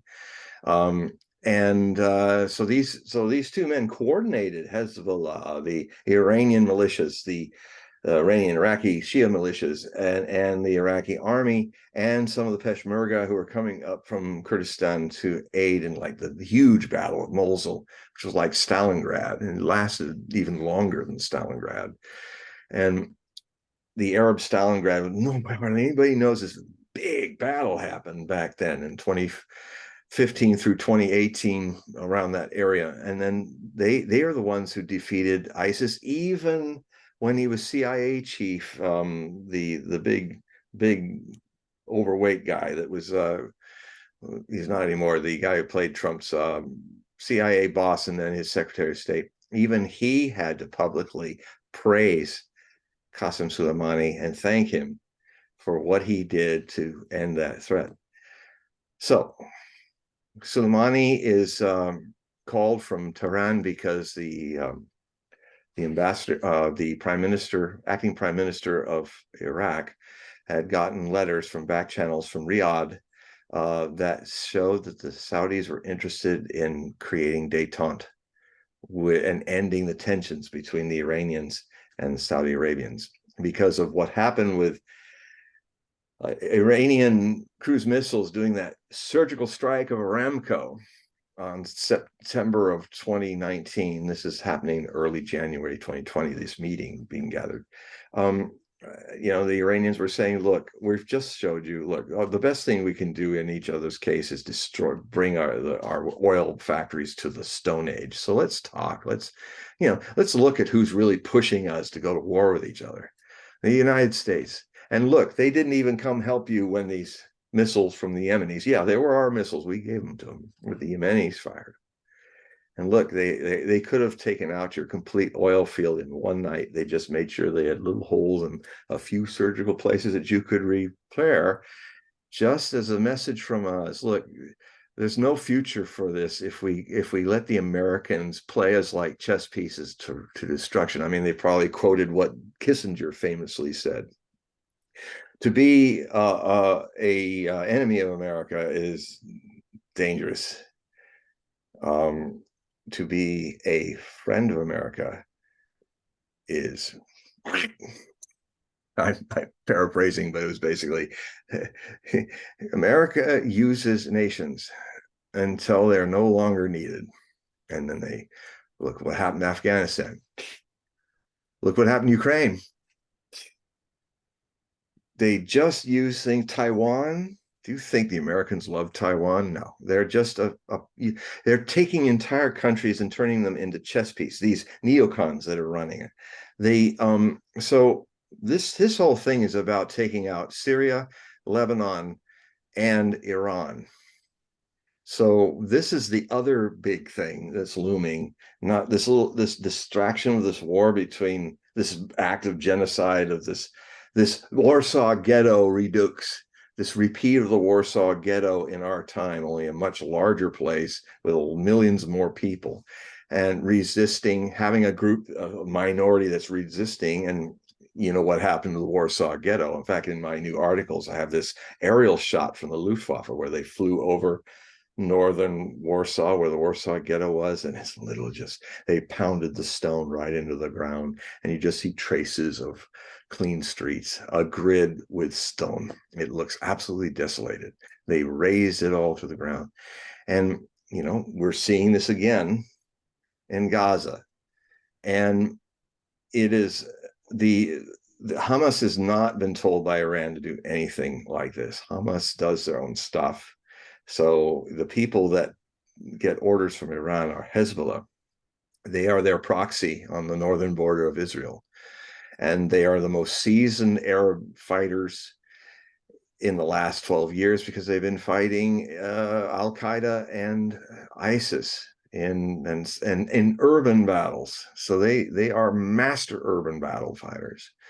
There's 100,000 of them that might invade Israel and take back everything down to the north shore of the Sea of Galilee, the Sheba farms and all that, which is the headwaters of the Jordan, which Israel took from Lebanon. And also they might plan to take back the Golan Heights for the Syrians. So that's in the works of this too. So if it turns out that this is, and this is the thing that's looming, you don't send 4 carrier strike groups and a couple amphibious backups, Marine backups, maybe 2, maybe 3 more, and all this ordnance coming in, and all these military. I mean, I've never seen this kind of flood of, they're coming in like lines, coming in and dropping stuff, and they're getting ready, they're tooling up those missiles, all that stuff. The Iraqi bases don't need those THAAD missiles and Patriot missiles for Hamas or even Hezbollah. They're not pointing their rockets there. That's for Iran. So my concern is that the neoconservatives think we got maybe 2-3 more months to trap Gavin Newsom or whoever the Democrats pick. He may not be as malleable, but if it's the die has been cast, as Caesar said, if the Rubicon has been crossed, this is how you imprison presidents, just like we imprison presidents in Vietnam and imprison them in the Middle East. You just have to start some shit up. But this is really playing because the neocons do not have a reverse gear. They just push harder. And they are not, by the way, conservatives. That's a misnomer. Most of these people, Kagan and all, when they were younger, were all Trotskyites. You know, this idea of just go all the way, take, you know, they're, if anything, they're more Soviet than they are conservative in their strategic thinking. More bullshit, sorry, excuse me, Soviets, Bolshevik. You know, they're Bolsheviks. They're neo-Bolsheviks. I wouldn't call them neoconservatives. I call them neo-Bolsheviks. You know, and so these people, this is our chance before we no longer have the power and influence. Because if Trump gets in, that'll get all screwed up. He's kind of getting savvy to us. John Bolton scared him enough. We're going to war with Iran. That's what this is all about. You know, people can talk about whether they're going to take months to do the problem over here. That's a distraction. This is about Iran. These people are getting ready to go to war with Iran. You don't send 4 carrier strike groups. That's not deterrence. That's an offensive. That's what's needed to do this. You keep Hezbollah at bay with the 2 over there. I'm almost certain the next 2 carriers, which probably, it looks like if you look at the, you know, the carriers they always spot them because of all the family want to know where their relations are on cruise. But of course, it's always a week late or 5 days late. Yeah, it makes sense. You don't want to say, hey, we're exactly right here, everybody. take a shot, so if you look at the wanderings and meanderings, and I could be wrong, it's just my call, it's a gamble, but I'm thinking it looks like, I think Carl Vinton was in Honolulu, and it's been going steadily west. Now, maybe it's going to make a detour up and replace the Ronald Reagan. I don't know if the Ronald Reagan's ready to end its period of patrol up in Tokyo. The other one that's coming out of the same San Diego area, I think, is the Theodore Roosevelt. So those are the two. I think those are the two coming from the Pacific. That would mean that they're not going to come from the Pacific and go around Africa, and they certainly are not going to be able to get through the Suez Canal with what's going on right now, because Egypt has mobilized its army on the other side of the Gaza Strip. And it's possible that even Egypt might get involved, especially if there's a force to force all those millions of Palestinians. They can't absorb them. And anyway, just making, as Scott Ritter said, just making a tent camp just 20 miles from the old place is not really changing anything. They're still there. So that's what makes it so terrible, the way it looks like. No, the people can't leave northern Gaza. They tried. I watched them. In fact, I talk about it in the articles. I have the links of the videos I saw when they were gathering everybody that they could. And this is with no power. They don't have cell phones. They can't talk to each other. They don't work where people are. A lot of them are sick. A lot of them are injured. The people in the hospital cannot get up with what limbs they have left and crawl to southern Gaza. So this Yov Galant is really a war criminal. I mean, or he's just an idiot. I don't know. He's just like, he's lost in his emotions. He's saying, well, you got to get out in 24 hours. He first said, you can't move these people. And they're bombing everything. Oh, you got to get out. Oh, we're not going to actually stop bombing so that you can get out. In fact, this group, there was this big truck, and it had these cargo flats. I don't know the proper name for it, but it had like 3 of them, and they piled people on top of them, as many as they could crowd, men, women, and children, and it would slowly go down the road, so it's not moving very fast.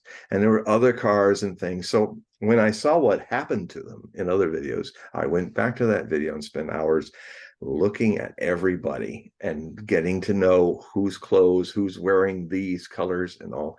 And then I went back to the videos after. I even saw when the bombs started coming in. That was also filmed.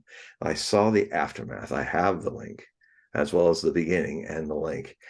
And it's rough stuff, but it's like I could identify all the people that were alive 20 minutes before that were dead, and a lot that were missing were probably wounded and already being carried to hospitals.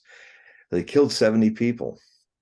It was that bombing that said, and people were saying, you tell us to leave and then you bomb us when we're in the open going south. You bombed us. So this is sadistic. Or stupid. I don't know. Maybe one hand of Israel's army didn't know what the other hand was doing. I wouldn't rule that out, because this Israeli army isn't very good. I mean, there's some elites that are involved in it, career soldiers, but I think the other thing is probably going to harm them. It used to be a good thing, but the quality of the people have changed. I mean, you got these younger pampered people. The Israelis who were fighting the 60s and 50s, they were seasoned by surviving the Holocaust. A lot of what made the Israeli army great back then, a lot of them were Soviets, soldiers, and they got down to Israel. I mean, the Soviets did all the heavy lifting in World War II as battles go, urban battles, Stalingrad, Berlin, all of that. And so they were tough. Had to be tough. Then of course what always happens, the entropy of things, the tough people make the thing happen, and they make everything beautiful and affluent. And then what you get are generations like the Romans in the latter days, all soft and satisfied, and there had not been any wars for a while. So I'm watching all these silly Israeli girl soldiers and boy soldiers twerking and doing TikTok things in their uniforms, and I'm going, you were at war. And maybe the people that were heaped, that didn't get up, they weren't even on the walls guarding. the same kind of young kids of this generation. I mean, what were they doing? Waiting for their tour of duty to end by killing time with TikTok? Or are they learning how to really do their job because it's life or death? Right. You're bringing up a So great the point, man. attitude is, it's no wonder that they don't want to send those kids in, because they will die by the tens of thousands against Yeah. us. And I mean, that idiot prime minister, he said, once and for all. He's too emotional. Hamas has got him right where they want him. Or, so there's no time to do a little bit of, we'll just take a cave here or cave there. That'll take 6 months. The pictures of the million skeletons of the kids and women and children in the north end of Gaza will be seen. And this politically will be the end of Israel. It'll be a pariah nation. And when we're talking about the issue of destruction coming, a reckoning, a Babylonian captivity, a burning of Solomon's temple, that is a potential moment that's happening here. And it's really all to assuage the neoconservatives to take down Iran. That's what I fear is what's really developing here. It's like, oh yeah, look, all this over here, bam. That's what it's about. So it's going to be very interesting to see in the next 2-3 weeks, when all the fads are in place and all the I think they must have stripped all the patriots we have left into the area to guard the bases. They're guarding American bases because what Iran will do if the war starts, if something happens where, I mean, they'll try to, the Iranians don't want, they're saying that, look, we're not going to start anything. If you attack us, then we're in. And Hezbollah is not going to fire first. You're going to have to fire first. But if you do fire first, or set up some false flag or something like neocons love to do, like Al Ghouta in 2013 almost got Barack Obama to blow up what was left standing of Syria. I mean, the situation was, in the 22nd of President Assad of Syria had been trying for years to get the United Nations to come and actually see these chemical weapons attacks, which were being blamed on the Syrians government, but were actually Al-Qaeda, Syrians, and all those people doing it and blaming it on him. On the very day, and this is kind of dumb, this kind of showed what was going on in the false flag area. On the very day the 10 UN people came flying into Baghdad airport, a missile purportedly was shot east into Al Ghouta, which was controlled by the Al-Qaeda and those people in eastern Damascus, and killed 1,400 people with gas, wounded and injured another 7,000. So it was a massive weapon of mass destruction gas attack. Now, they were saying it came from the from the Damascus side. It came from the Damascus side. And he had the Secretary of State then, which was the other RFK, Kerry. You know, the man looks like he modeled in a past life the Easter Island stone guys. I actually have some pictures where he's standing, and then there's the Easter. I try to make it funny, and so anyway. Oh, hold on. Hello. I'm in the middle of an interview. There. Okay. So rare. My friends do that sometimes. Surprise. Anyway, so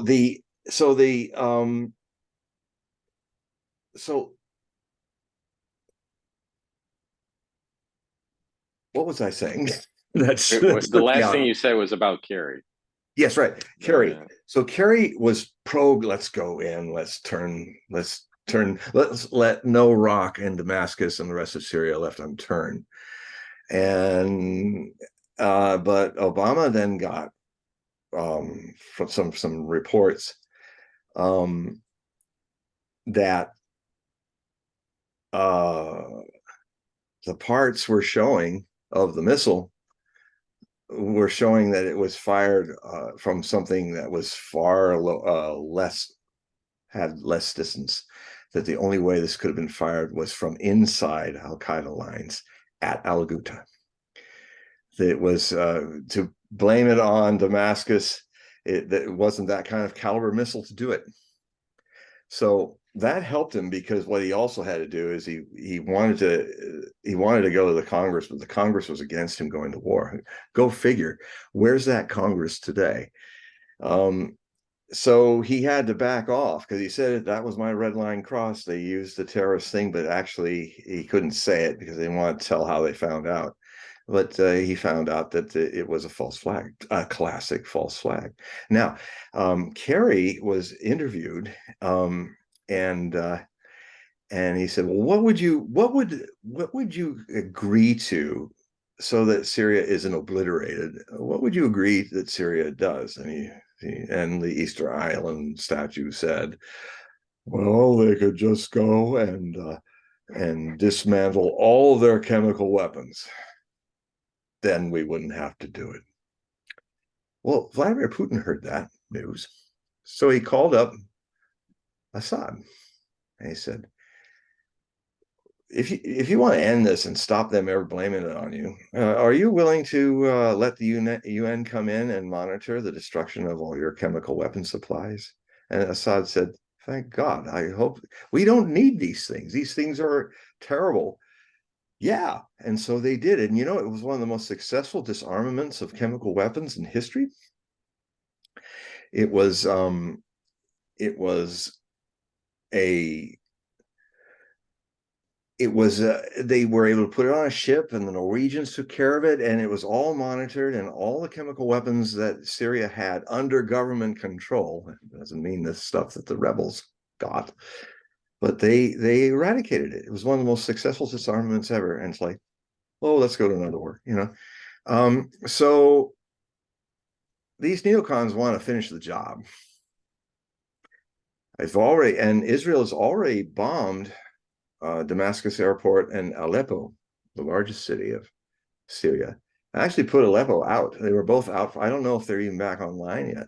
So, I mean, the reasons are mostly probably because the Iranians are on an uptick of trying to smuggle in through Iraq. That's why the Israelis have been periodically bombing Syria for all these years, is because they're trying to stop or find the more advanced missiles that the Iranians have built long since 2006, when they had the war. And that war Israel lost. The Israeli armed forces were going to invade South Lebanon. They didn't even get into the approaches.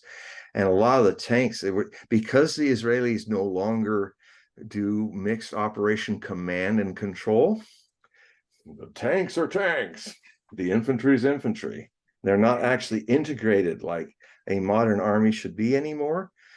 And so what happened is a lot of those, so the infantry wasn't integrated with the tanks. The tanks went up, and the Hezbollah people popped out of their holes and blew them from the back, from the engines. Blew a whole bunch of them, set them on fire. And then they retreated. That was the end of that. Well, this army isn't even as good. The Israeli army isn't even as good as they were.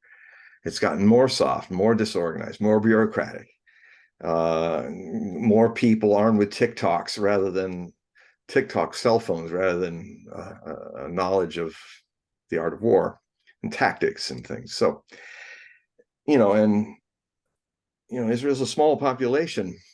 I mean, the loss of life of Israelis was maybe 2,000, 3,000 in the last Yom Kippur War. That'd be like losing 30,000 Americans in 3 weeks when you think of demographics. So, they got 300,000 people at the Gaza border. They've got something up there in the north, but what would happen is that the caliber, the advanced weaponry is all, they have at least 20,000 missiles of the advanced type the Iranians have been creating that will hunt and find targets they've already mapped out, like a window in the prime minister's house. You know, they don't have to worry about not striking Jerusalem because they can strike it. All the government buildings, the Knesset, all the air bases, where all the tanks are parked, where all the tanks are maintained, where all the fuel is gathered. There are 20,000 things that the Israelis cannot miss strategically that in an hour could be gone. And then 100,000 Hezbollah come in. So in this idea of some, Emmanuel, are you going to come? You know, are you going to come out of the sky? Because this is like, it gets existential. And then, of course, you have the problem of the Samson option, which we've spoken about before, where Samson, you know, takes down the temple of the Philistines after he's been blinded and lost his power, and he asks Lord one last time, look, I'm a goner, but I can take all these people down. If you just give me my strength one last time back, I'll pull down these load holding pillars that I'm tied to. I'm going to get killed, but I'm going to take all the Philistines with me. So that kind of option comes up in this situation. If Iran is attacked, Iran has already moved its ballistic missile batteries. It's got its crews ready to launch. So that was a week or two ago, because they see the danger. And Iran does not have nuclear weapons, but it has really good, the Shahab missiles are very good. They have thousands of cruise missiles, thousands of them, that can fly above the desert 20 feet and go right into Israel. I mean, one of the plots that they have, I've seen the target plots. One of them is where they land a missile about every 50 meters and boom, boom, boom, boom, boom, boom, blow the whole wall of Gaza to smithereens. Just like that.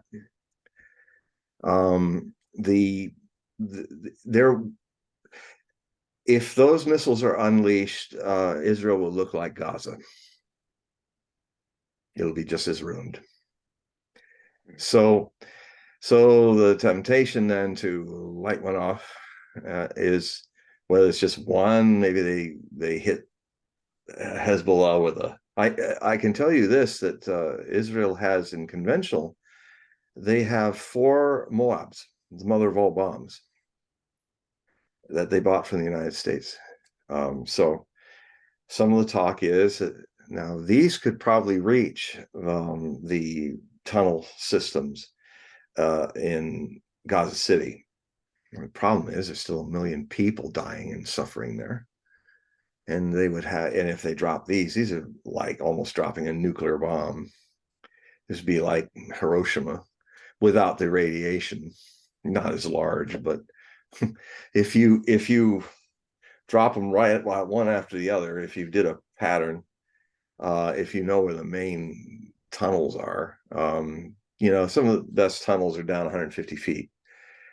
If they had hypersonic missiles like the Russians, they could easily do it with a Kinjal. But the Russians have already taken out two 150, 200 feet deep bunkers outside of Lvov and Kiev that had hundreds of NATO soldiers and guys on the computers and generals and people that were helping guide all the Ukrainian US missiles that are being shot by the Ukrainians. The Russians have already taken out 2 of those.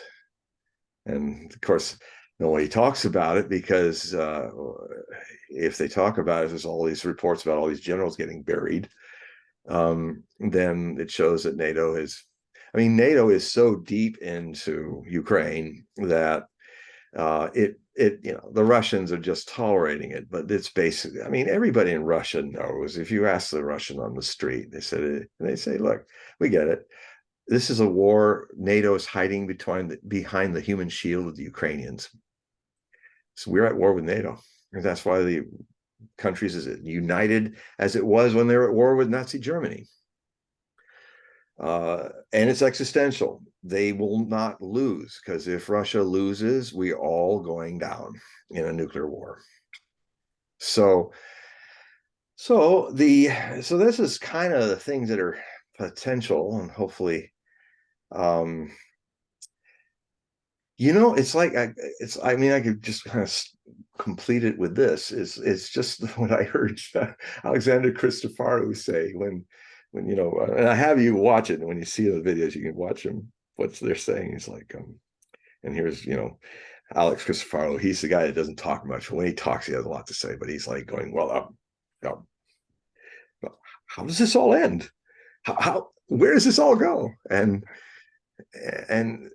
he's Greek Cypriot of a diplomatic family, but he learned English when his father was the ambassador in New York City. So he has this really flawless English, except he'll say not Biden, he'll say Biden and stuff like President Biden. But otherwise, it's perfect American English. And so anyway, here's Alex, who has that wonderful way of kind of being very professorial, and he says, "Well, I think what it means is that they get the war they want, they pursue it until they get a bloody nose." And then Christopher was like going, yeah, it's like, I mean, and for Christopher Mercurius to say that is really, wow. This is, yeah, well, that's it. I mean, these people are like that bully who thinks he can beat up on another guy, and it always happens to a bully where they can beat up on people. I mean, I had experiences like that with bullies that were pestering people in my school, until they finally ended up getting knocked on their ass by somebody. They get their comeuppance, and they think, oh, well, Iran, we can handle that. No, Iran is not the Iran it was back in the Gulf War and all of this time. Um, and Iran is no longer alone. The sanctions aren't working because Iran has joined the BRICS. Three-quarters of the world is behind Iran. Not a whole lot of people are left behind the U.S. The West is being isolated. Europe is being turned deindustrialized by the bombing of the U.S., the terrorist bombing of the U.S. on the Gulf, on the Nord Stream pipelines. That was us that did it, not the minnow and the captain and his wife and the movie star and Gilligan's Island. No, have you ever seen a picture of the boat that was supposed to be hired by Zelensky, and with divers? Oh, The boat's about as long as my room here, my office. It's a little dinky boat called a yacht. oh, And hmm. I saw it was pulled out of the water, evidence. And to go down to nearly 300 feet, there's no guy with diving gear and snorkel and stuff that can do that. You have to have this stuff that only Americans have, this stuff where you're breathing nitrogen and helium, and you're down there for hours. I don't know what kind of creature it's turning you into, but then I have in my other articles people talking about the guys coming out with all that gear, and he said, well, that gear, we drool to have that gear in Denmark in our Navy. This one guy who was overseeing this stuff, but yeah, it was all the people from uh, the um, the school that trains the Navy SEALs. So the teachers, kind of smart, the advisors that work with Biden and his people, they said, well, we can get around that by taking the teachers who teach the taught. They're not active service, so we don't have to report it to Congress. Yeah. Right. So as one guy said at the end of Seymour Hersh's first article about that, when he drawed it all together, and he says, you know, it was something like this. Said we came up with a really great idea and it succeeded, and maybe that's not a good thing. You know, something to that effect. Like, it was a great idea, we managed it, we did it, but maybe it's not the thing that should have been done. It's destroyed Germany's economy. It is no longer the fourth economy of the world. Russia is now. And it is hastened this other bomb that's coming, when all this stuff is gathering. I mean, this is truly an age where all those fault lines are coming together. And honestly, there's times when I wonder, when I'm producing these articles, I even told it to my readers. I mean, so it's good to be openly talking about it and not repress it. It says, when these go out, I wonder if that's it. That's my last set of articles, because World War III happens. And so, and I think it's important for people to, I go in the latter articles into a lot of reflective things about death and life, and how really they're very intertwined, and how some quotes from Gurdjieff that were really, he said, one of the greatest, as I paraphrase it, one of the greatest misfortunes. Well, let's see, I'll find it. It's worth hearing it from the old Greek's mouth. Let's see, where is it?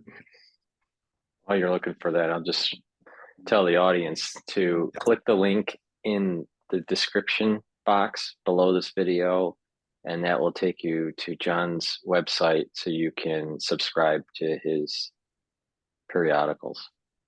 Yeah, and you'll be getting, in a few days, you'll be getting this epic delivery. I don't usually anymore write long ones like this, but this is an unusual time.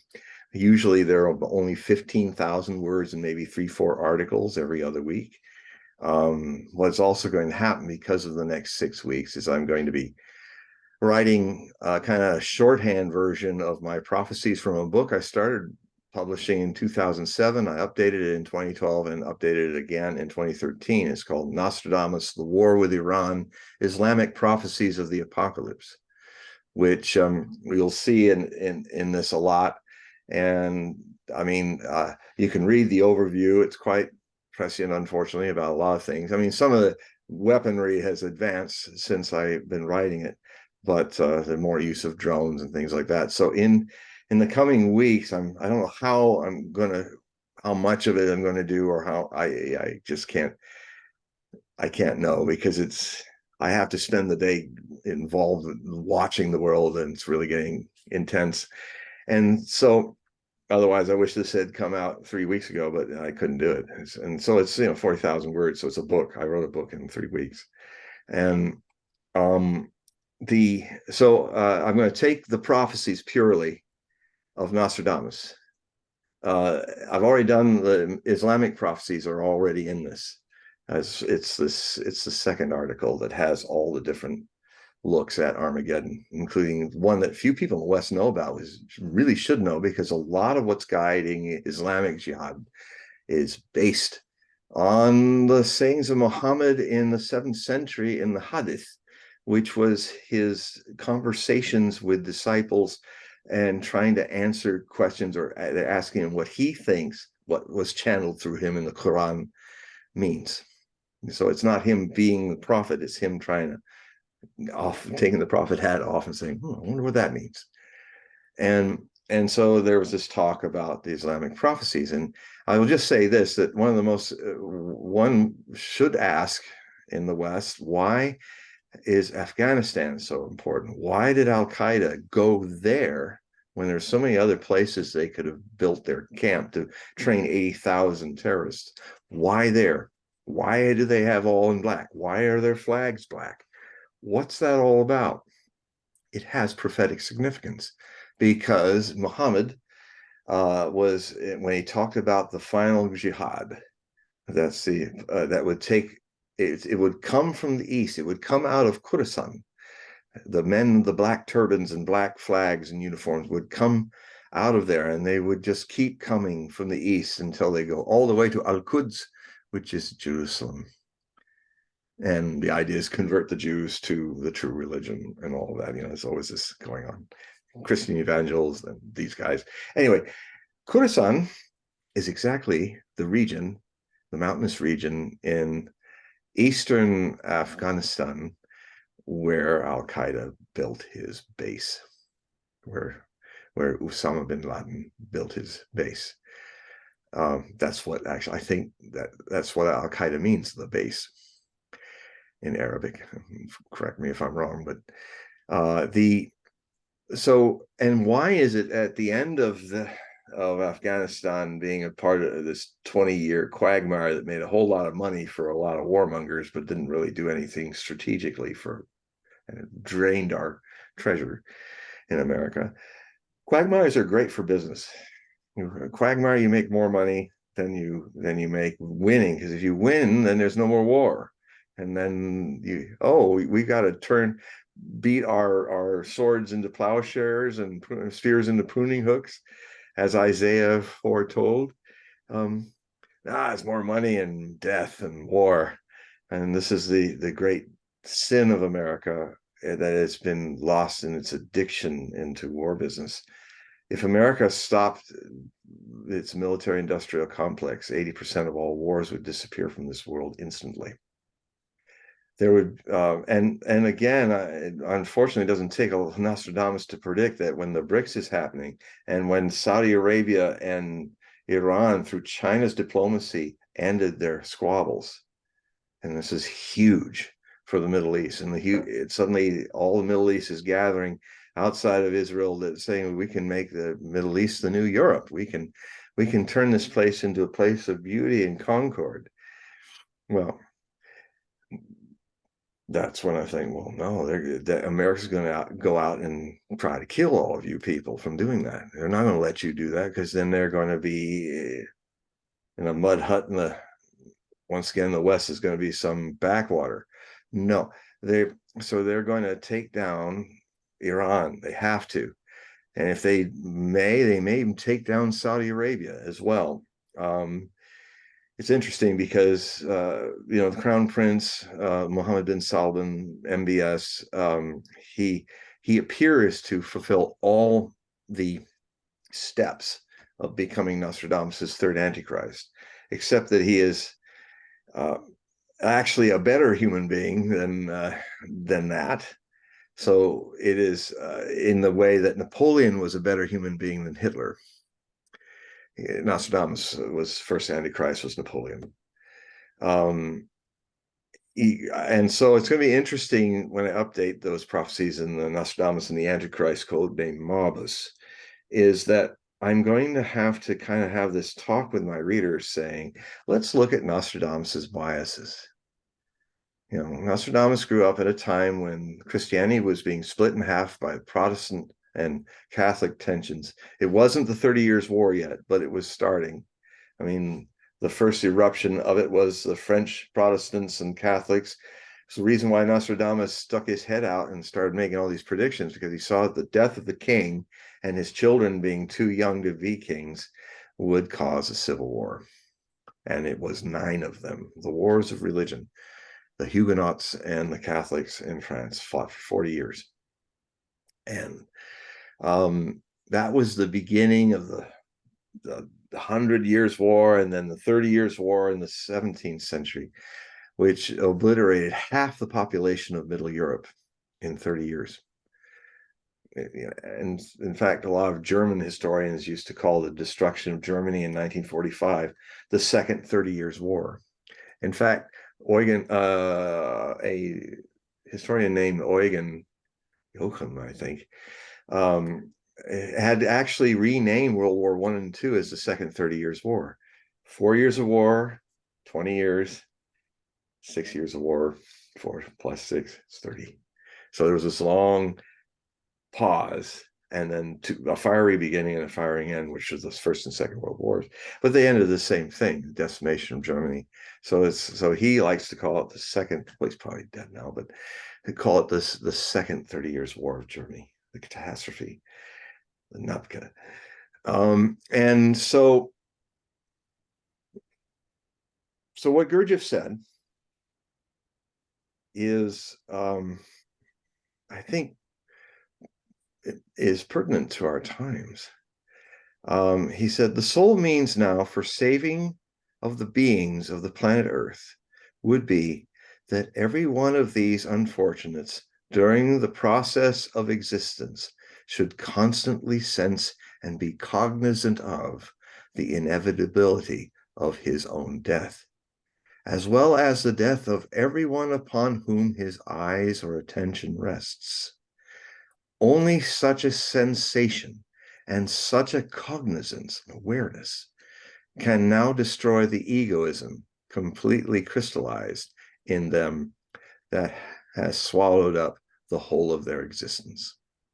So the problem is identity and ego. To me, these are the roots of all this problem. That it is the doom of humanity that we misinterpret the mysteries that are sent to us because we've forgotten that we are the mystery come into form. The society which is populated by children who grew up into adults have lost the mystery.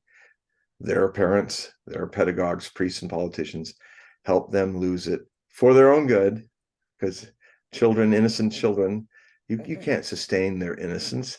You have to take it away so they can grow up. A misunderstanding of what the innocence is. Rather, you should educate people to retain their innocence, and that will help them use the tools in the right way, and they will mature, not grow, just merely grow up. They will mature into wisdom. Innocence is the beginning of wisdom.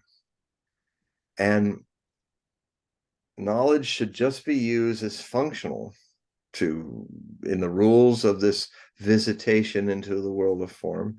You need to deal with dialectics. You need to deal with language. You need to deal with this, that. You are now a thing that's beyond the horizontal life, now living a horizontal life, from birth to death, from right to wrong, from time.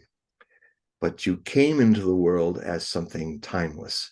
You came into the world as presence, and presence is divine. The presence, if it is not lost, if the educators draw it out, which is what education means, that is the way to keep the spark of enlightenment, this most ordinary thing that's so ordinary that it's like the ocean and the fish can't see it. The fish keeps traveling its whole life trying to find this ocean that everybody's talking about. He is the ocean. He came out of the ocean. He will disappear into the ocean. He is the ocean. He is oceanic God, the divine. And at least that's my experience of it, that what I see is the simple issue is identity. We are taught to identify with passing things rather than be with them, but not of them. And how you know you're not of them is you do not lose the thread of your witnessing consciousness. That is the thing that is missing. Ego has replaced it. A false conscience. Ego has replaced it. It is, and the ego cannot be wise because it's borrowed. You're born with innate trust. The outside teaches you to forget that gut feeling of right and wrong, that innocent morality, and have faith in something outside of yourself, from some authority figure that says, believe in me. Not even telling you what the word belief means. Have a qualified ignorance that I know anything at all, even though I got the pointy hat and the slippers and the objects, or I've got the right shawl and I daven right and all that, or I pray to God as the cardinal and all that. No. So that is, at least from my view, from my experience of being a disciple of who I contend was an authentic master, very rare, Osho. This is what he's taught me. He gave me a context because he's just an ordinary man. Enlightenment is the most ordinary thing in existence. It's everything and nothing at once. And that's why it's so hard to see, because the ego does not exist unless it is stuck in time on the horizontal line, trying to get to enlightenment from here, or here, or here, or here. Consciousness is watching the poor ego doing this here, or here, from a vertical clarity, something that rises and falls forever and is always new. It's the grace of existence. It begins to step back or relax back and see the bigger picture of one's life as a member of the horizontal world. You'll always notice when anything of great ecstasy happens to you, whether it's an orgasm or beautiful music or just out of the blue, some wonder, it has a quality of rising and deepening at the same time. It's what my teacher used to call the vertical experience. The mystic lives in the horizontal world from the point of view of the vertical world of the spirit. And vertical as a flame. Be that flame in the world, but not of the world. This is what's needed. This is a theory that is as ancient as 500 BC. When I've spoken of it, I think the decade of peace that descended on the kingdoms of India was so profound that the pundits and scholars were in touch with each other in different kingdoms. They finally came to the understanding that the only thing that was different during that period was that there were 5 great masters wandering India, teaching the truth as they experienced it in 5 different ways, but always sourced exactly the same. And when the 10 were alive, they were alive for all together. Well, they weren't together; they were scattered all over India. I mean, and one of them, the youngest, was Buddha, Gautama Siddhartha, who became the Buddha, the awakened one. He was the youngest. The eldest was Mahavir of the Jains. He was, so they were all around. We know of the names Kesh Kambal and the other 3 because they come up in the commentaries of Mahavir and Buddha. But their scriptures did not survive the test of the harsh hardness of time on papers and scholarship and all that.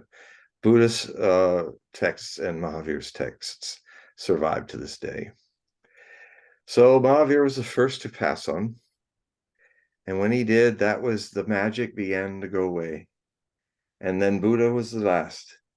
And when he died on the full moon night, as he was born on the full moon night in May, and had been enlightened on a full moon night in May, he died at 82 in a full moon night.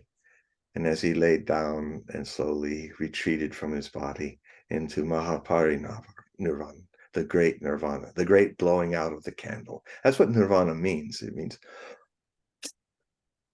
identity gone, but yet there's still the body and the mind and the world, but the identity is gone. Identity is the source of all misery. If you're not identified with the past, you can look at the past with clear eyes. When you're not mooning and wishing to repeat things you missed or repeat a beautiful, when you were younger and, oh, it was much nice. That's identity. That subtle, oh, why am I not like that now? The person who lives in the eternity of the present has no interest to go back or forward.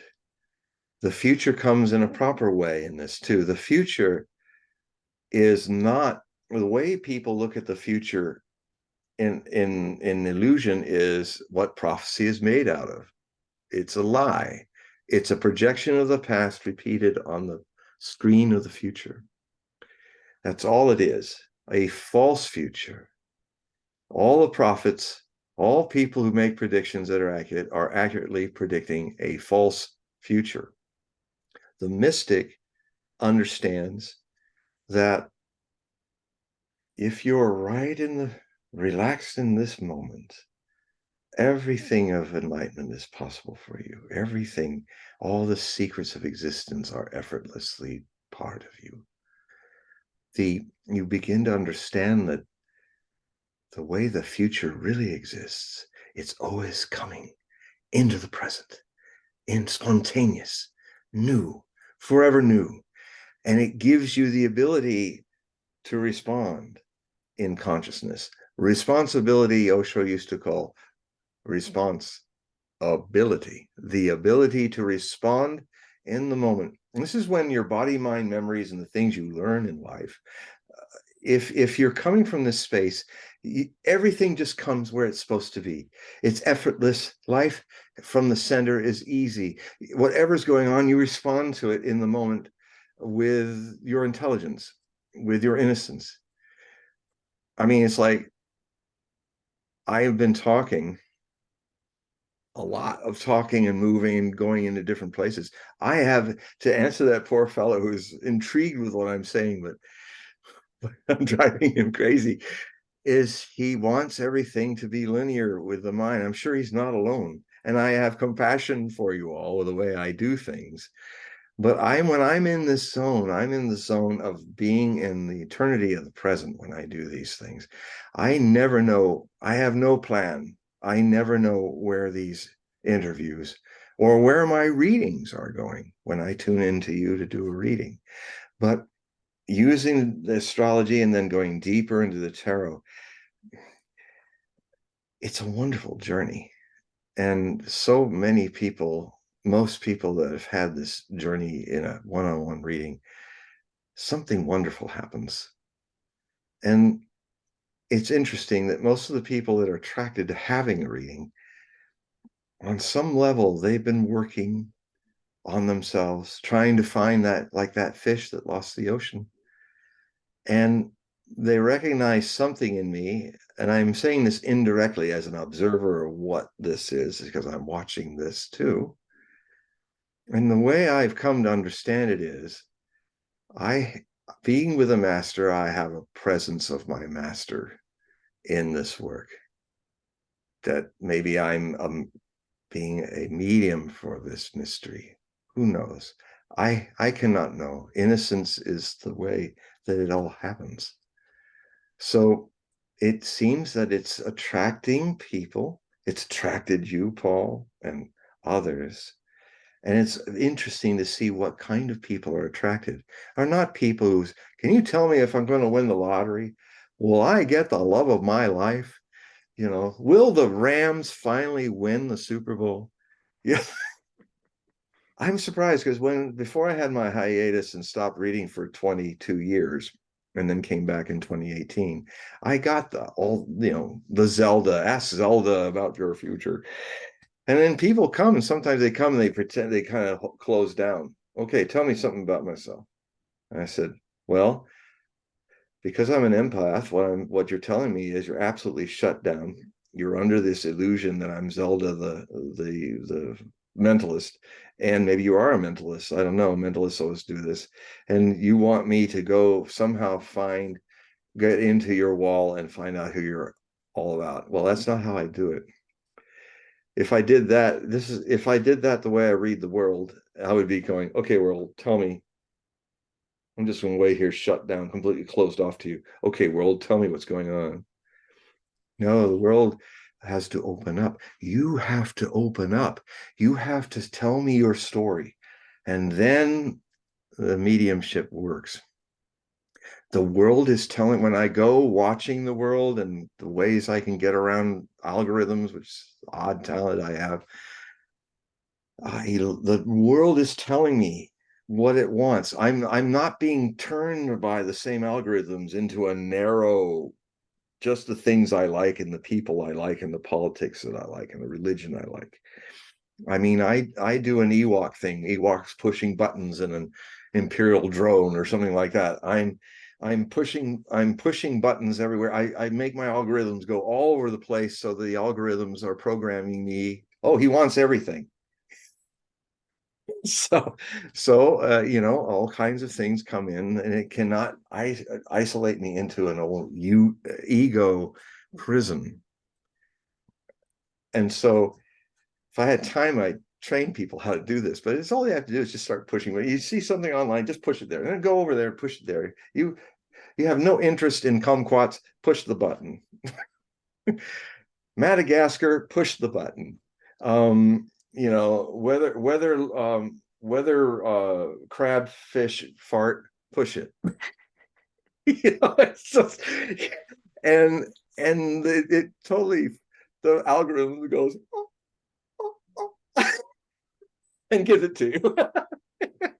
You're bringing up a good point, because with social media, with these algorithms, they customize the news, they customize the content for just your consumption, and that's how they can pigeonhole you for the advertisements. And They control you. align you, right, and control you, mentally control, and then Control put your you into a political certain. decisions.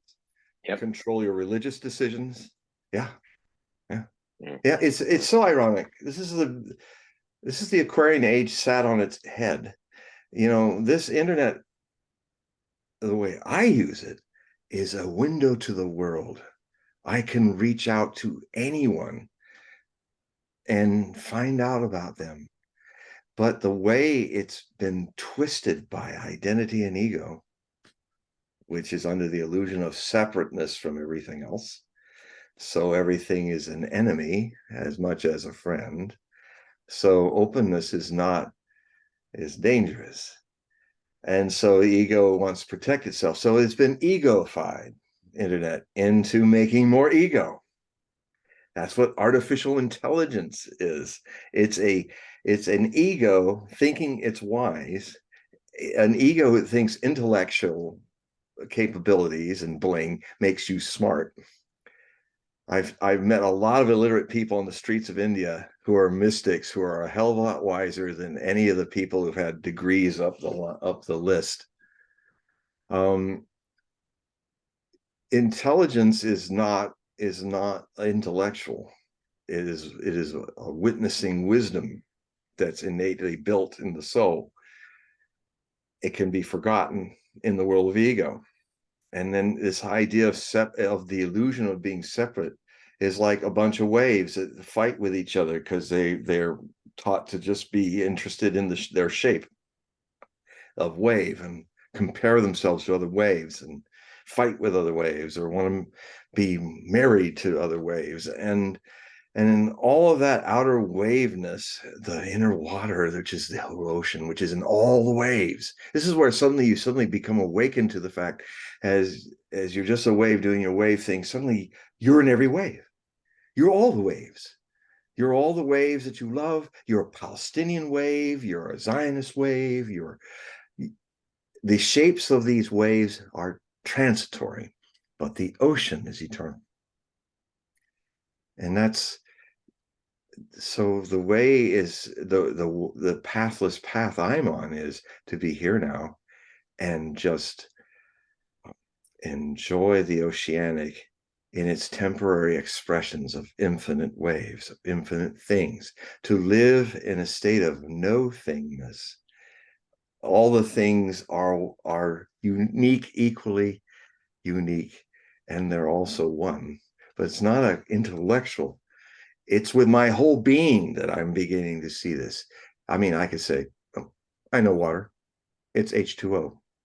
It's one hydrogen, two oxygen. Okay, next question. You don't know shit about water, and people live that way. They go, H2O, that's what it is. Next question, please. Well, I'd like to take you and me and throw us into a raging river where we almost drown in the rapids. And that we will, if we live through it and come out on the shore, I'm going to ask you, so you still think it's H2O? Right. And that's the way to live. And of course, that makes you dangerous because, it's like, that's why love has been totally programmed and killed in this world, whereas hate hasn't been. Oh boy, power, the politics, look at all this hate that's so free and open. This world is a paradise for hate because love is dangerous. Osho used to say, is that when somebody asked me, so why is love not as powerful as hate in this world? I said, well, because the powers that be, the egos, the whole system of keeping people controlled and identified, you don't want love to be anything but completely crippled, because, and you need hate. Hate is very good for politics. Hate, divisiveness, it's a way to control people, divide and conquer. So the whole system of that's making people kill Palestinians, Palestinians kill Jews, and all that, and is all part of that conspiracy to hobble love at the beginning when children are innocent. In any love story, it's always tragic. Romeo doesn't get Juliet, and except he does in the first version of Prokofiev's ballet of Romeo and Juliet. He actually wrote it. I think I said this in the last show. He actually wrote a happy ending, and actually he was able to wake up Juliet and not kill himself, and they ended up going off and having great adventures at the end. But Stalin said, well, this is not the love we teach. And he forced him to go back and rewrite it in the classic way. No, love is always tragedy, said Stalin. I guess he's a good authority on that. And so, if you want to have an experience of this one-on-one, like Paul and I are having, you're all listening in, and thank you very much for listening and watching. I know a lot of people wrote me today, and they were very excited to know that I was on again. If you feel that you need a reading, or you feel that you're on a plateau and you need more tools and more help, a little nudge, a loving nudge, then that's what often happens in these readings, although they're also always a wonderful surprise. So, you go to my website, and you have the links here, and you see the reading link there. And yeah, in spite of all the stuff that's going on, I still do readings. Well, I mean, I highly recommend it. I mean, I had a reading done, and it was very, it's a unique experience. I'm glad I had that done. That was done about 3 years ago, I think. 3 years at least, I think. Yeah, Yes. yeah. Maybe it was 4 years ago. But I was in the old yeah. place. So I, yeah, yeah. But I recommend it, to anyone that's, listening. The links to John's website is in the description of this video and all the videos that I have done with John. So please click the link, go to his website, take a look at his periodical, subscribe, do the reading, and that will help support John's work as he goes forward. And also, purchase the books that he's written over the years, 52, 53 of them. So, but thank you very much for coming on to the channel. We'll do this again, soon.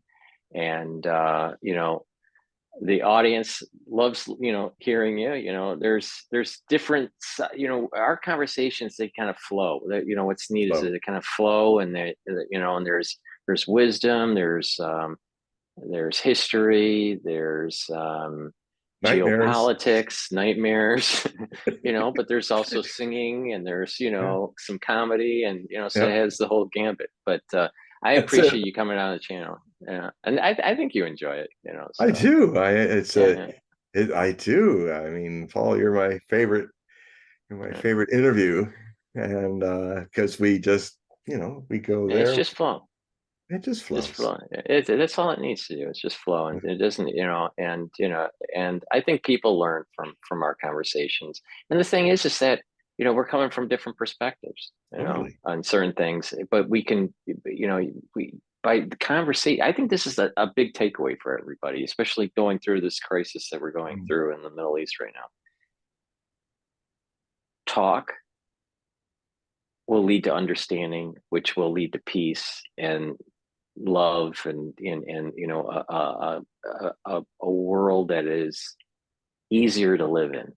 Mm. But there's these we're going through a transitionary period, and it's Very going to much be so. difficult. It's going to be difficult for many people. Yeah. But thank you for coming onto the channel. And again, the ones that are watching, please click the link It's in the description of this video in the description box. And go to John's website, take a look at his periodical, and also he does readings, and also purchases books to help support his work. And I appreciate everyone watching. And John, if you want to say goodbye to everybody. I love you all.